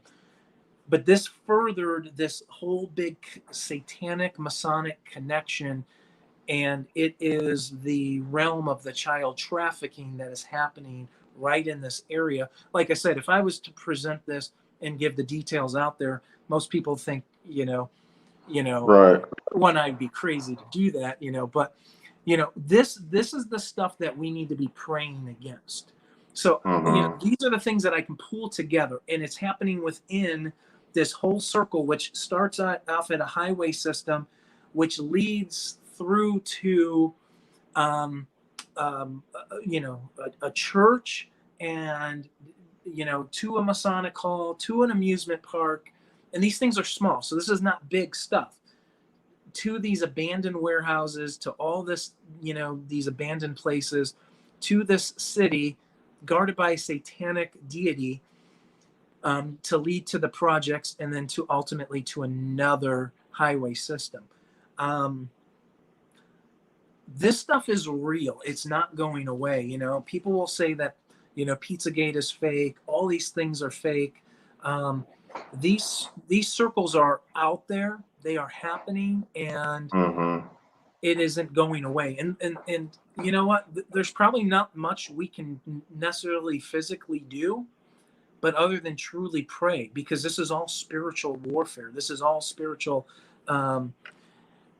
It's really heavy, and like I said, if I truly revealed all that stuff, which I know is, we already have evidence of that stuff happening, to the level. If I revealed these things, and gave it out there, if people know who I am, they already probably know the area that I'm talking about, because they know of some of those locations that I've already mentioned. But this is a real problem, and it's not going away. And we are going to be conquered and divided by every other issue that's out there, when these real issues are in our face and we're not even aware of them, so we don't even know how to pray for them. And that's what's really happening, from the high abortion rates to the children. Josh Peck did a presentation for Take on the World, and he showed that 500,000 children are trafficked every day. That doesn't mean new children are getting 500,000 a day. What that means is this whole continual group of 500,000 kids plus, because nearly 100,000 go missing every year. So we're talking 500,000 a day are part of this trafficking system. And what he said, on average, what they've come to discover is that 5 to 15, or that these kids are getting raped on an average of 5 to 15 times a day.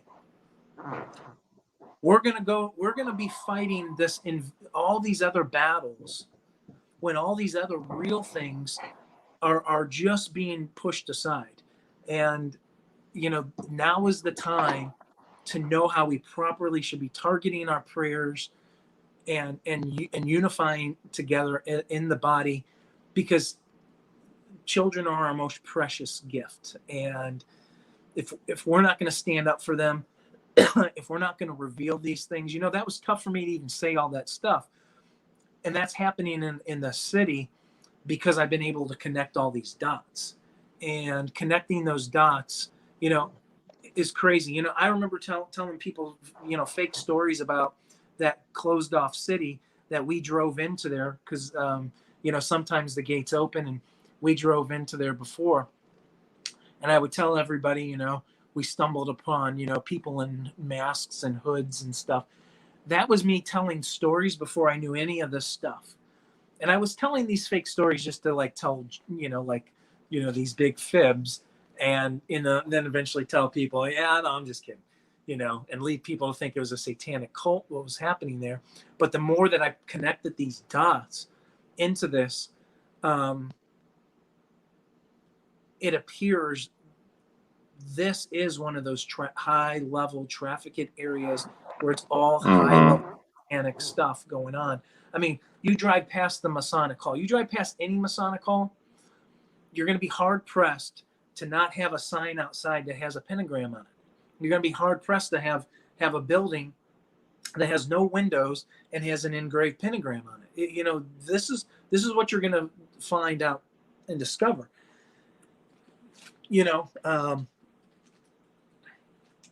I got much more to say, but I'm going to save that for another show. So that was what I was going to share with you guys. Maybe I'll cut that off. What's the harm in naming the city? Oh man, there's a lot wrong in saying the city. You know what? This sounds like a whole nother show, because this is a subject that really needs to be taken apart. Yeah. So that people can really see the magnitude of it. I mean, just the little you just described it makes you want to go out and buy a gun. I mean, or hold on to your kids and don't let go. So yeah, this is another show. That, and the crazy part, those are stories that that we have discovered and we've come across. It's not uncommon. You can go to the park and you can find drawn pentagrams on stuff. I mean, Sure. we have I just took photo BLM in our neighborhood recently, and what did they connect it to? Well, they drew a pentagram, and then it was all connected to BLM. So of course they would write BLM, and then they would show a pentagram. Is that stupid kids being stupid? Maybe, maybe not. Or do they or do they know something? Or do they know that that the three women who run this are self-proclaimed witches? They and they're all connected to this stuff. Yep.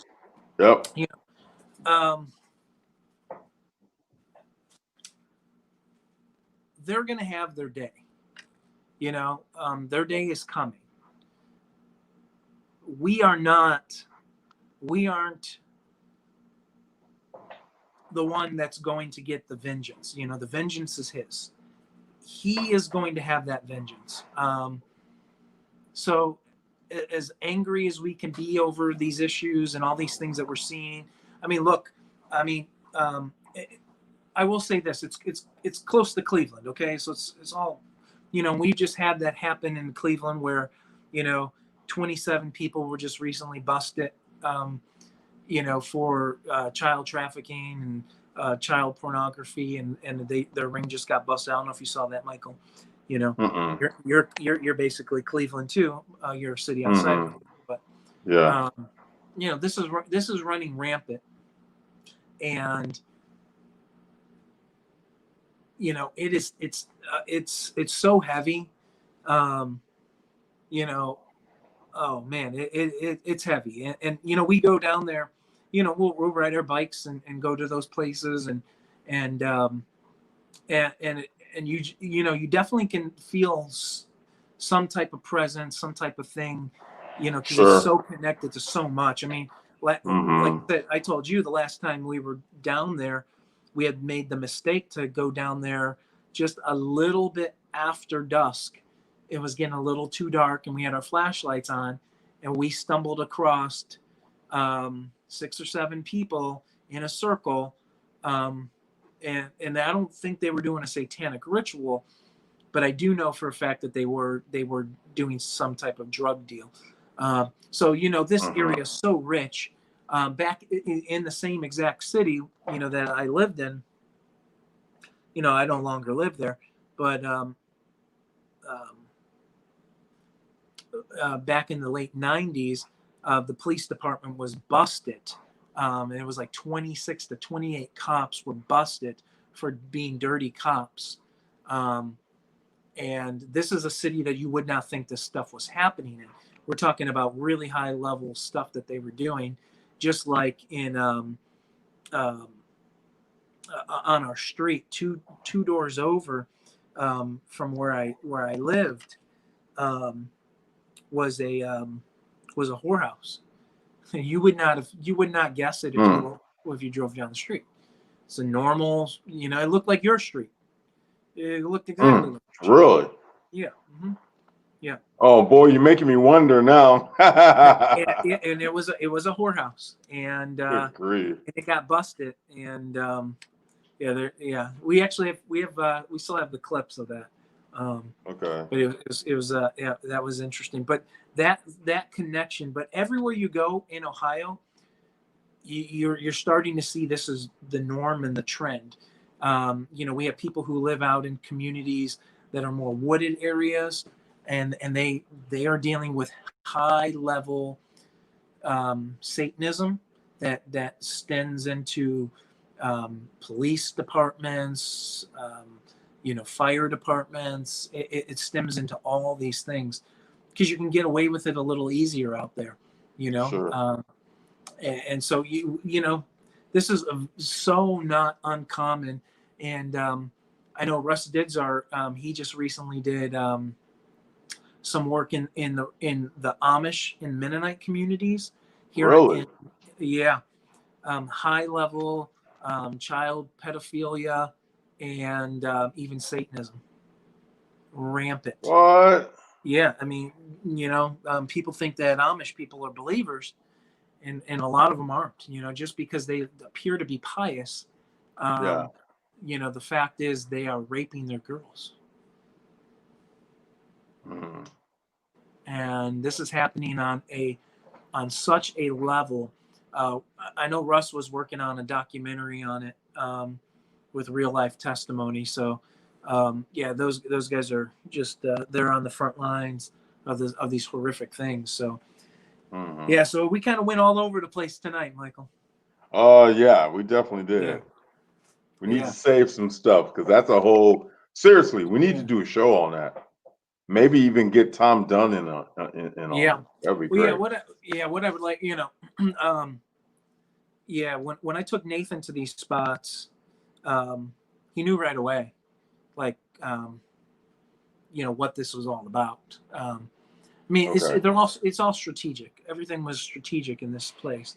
It was just like, if you go to, I will mention this, there's a city, I believe it's Springfield, Ohio. I'm familiar Springfield, with Ohio. Yeah. It is every city has, if you talk to Nathan about it, every city has, or every state has like a Springfield. Most of them do. And they're all like maybe not all of them, but a lot of them are all their highest Masonic cities. Why in The Simpsons, you have Springfield being their city that they live in. Well, when you drive into Springfield, Ohio, which is right out, close to like Mason, Ohio. Okay. You can't get more telling than that. Yeah, right. But as you pull in, their water tower that overlooks the whole entire city, well, you guessed it, has a square and compass and a G on it, and it lets you know you're entering into Masonic country. And we went to a concert out there. It was a Christian concert, Colton Dixon, Hawk Nelson. And as we pulled into this city, I mean, the Masonic temples are everywhere. And when we pulled into the church, it was right next door to the Shriners Hall. Shriners Hall Church.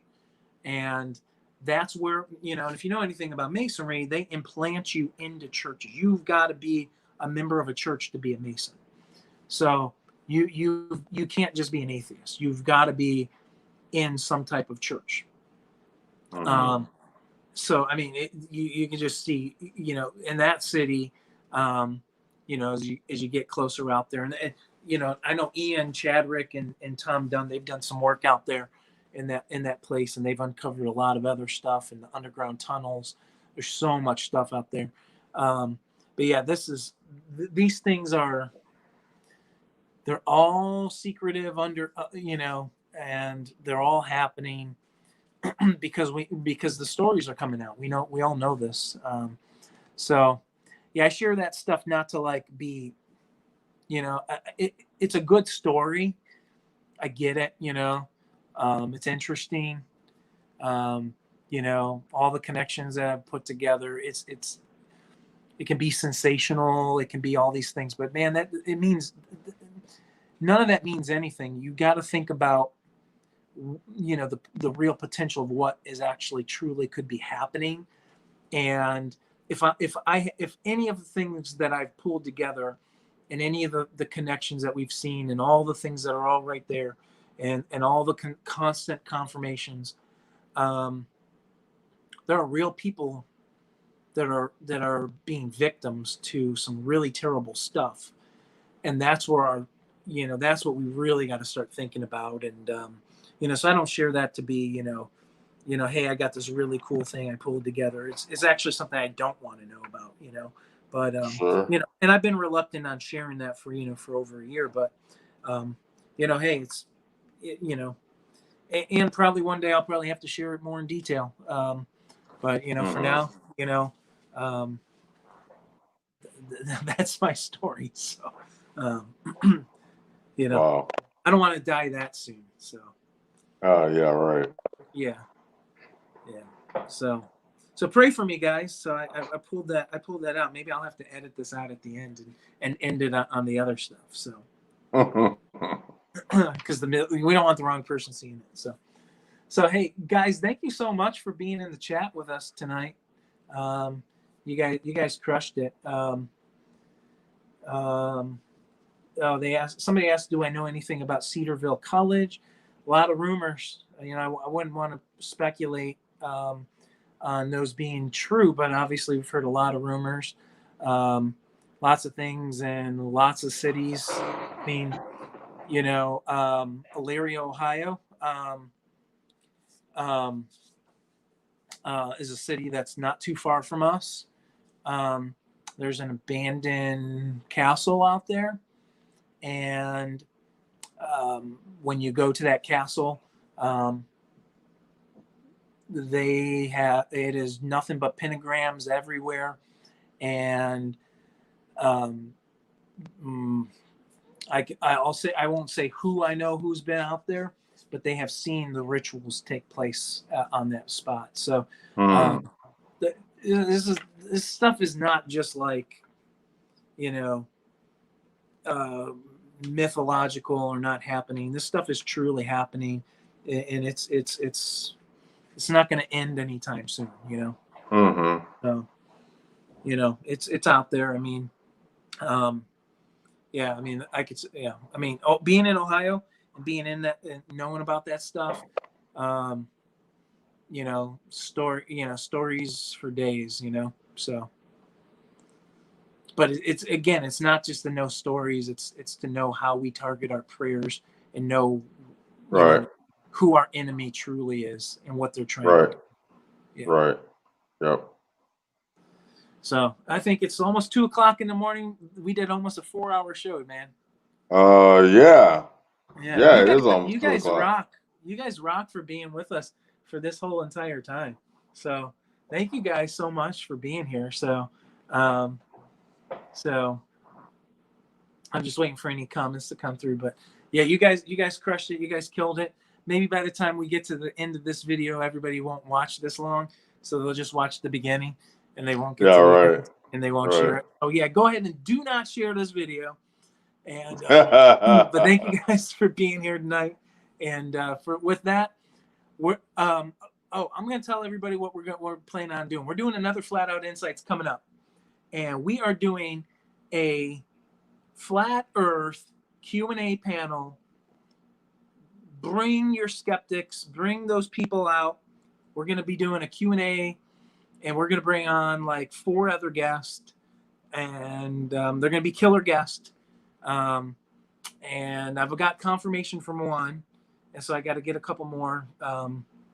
So bring your questions, bring all that stuff, and that's coming soon too. So that's gonna be fun. So I'm moderating that one. I'm not answering questions. That's gonna be you guys. That's going to be awesome. That's gonna be fun. So Yeah. well, guys, thanks so much for being here. And sorry it's been so long since we saw you. And if you haven't seen any of the presentations for Take on the World, go to the channel. They're all starting to get uploaded. Almost, I would say 60%, 65% are already up. So the rest are coming. Michael's presentation is not up yet. That one's coming. So if you haven't seen that one is amazing. So it is well worth coming back just for that one. So, but all of them have been amazing. So appreciate you guys, and you guys have a good night. All right. Thanks for hanging with us, guys. Have a good night.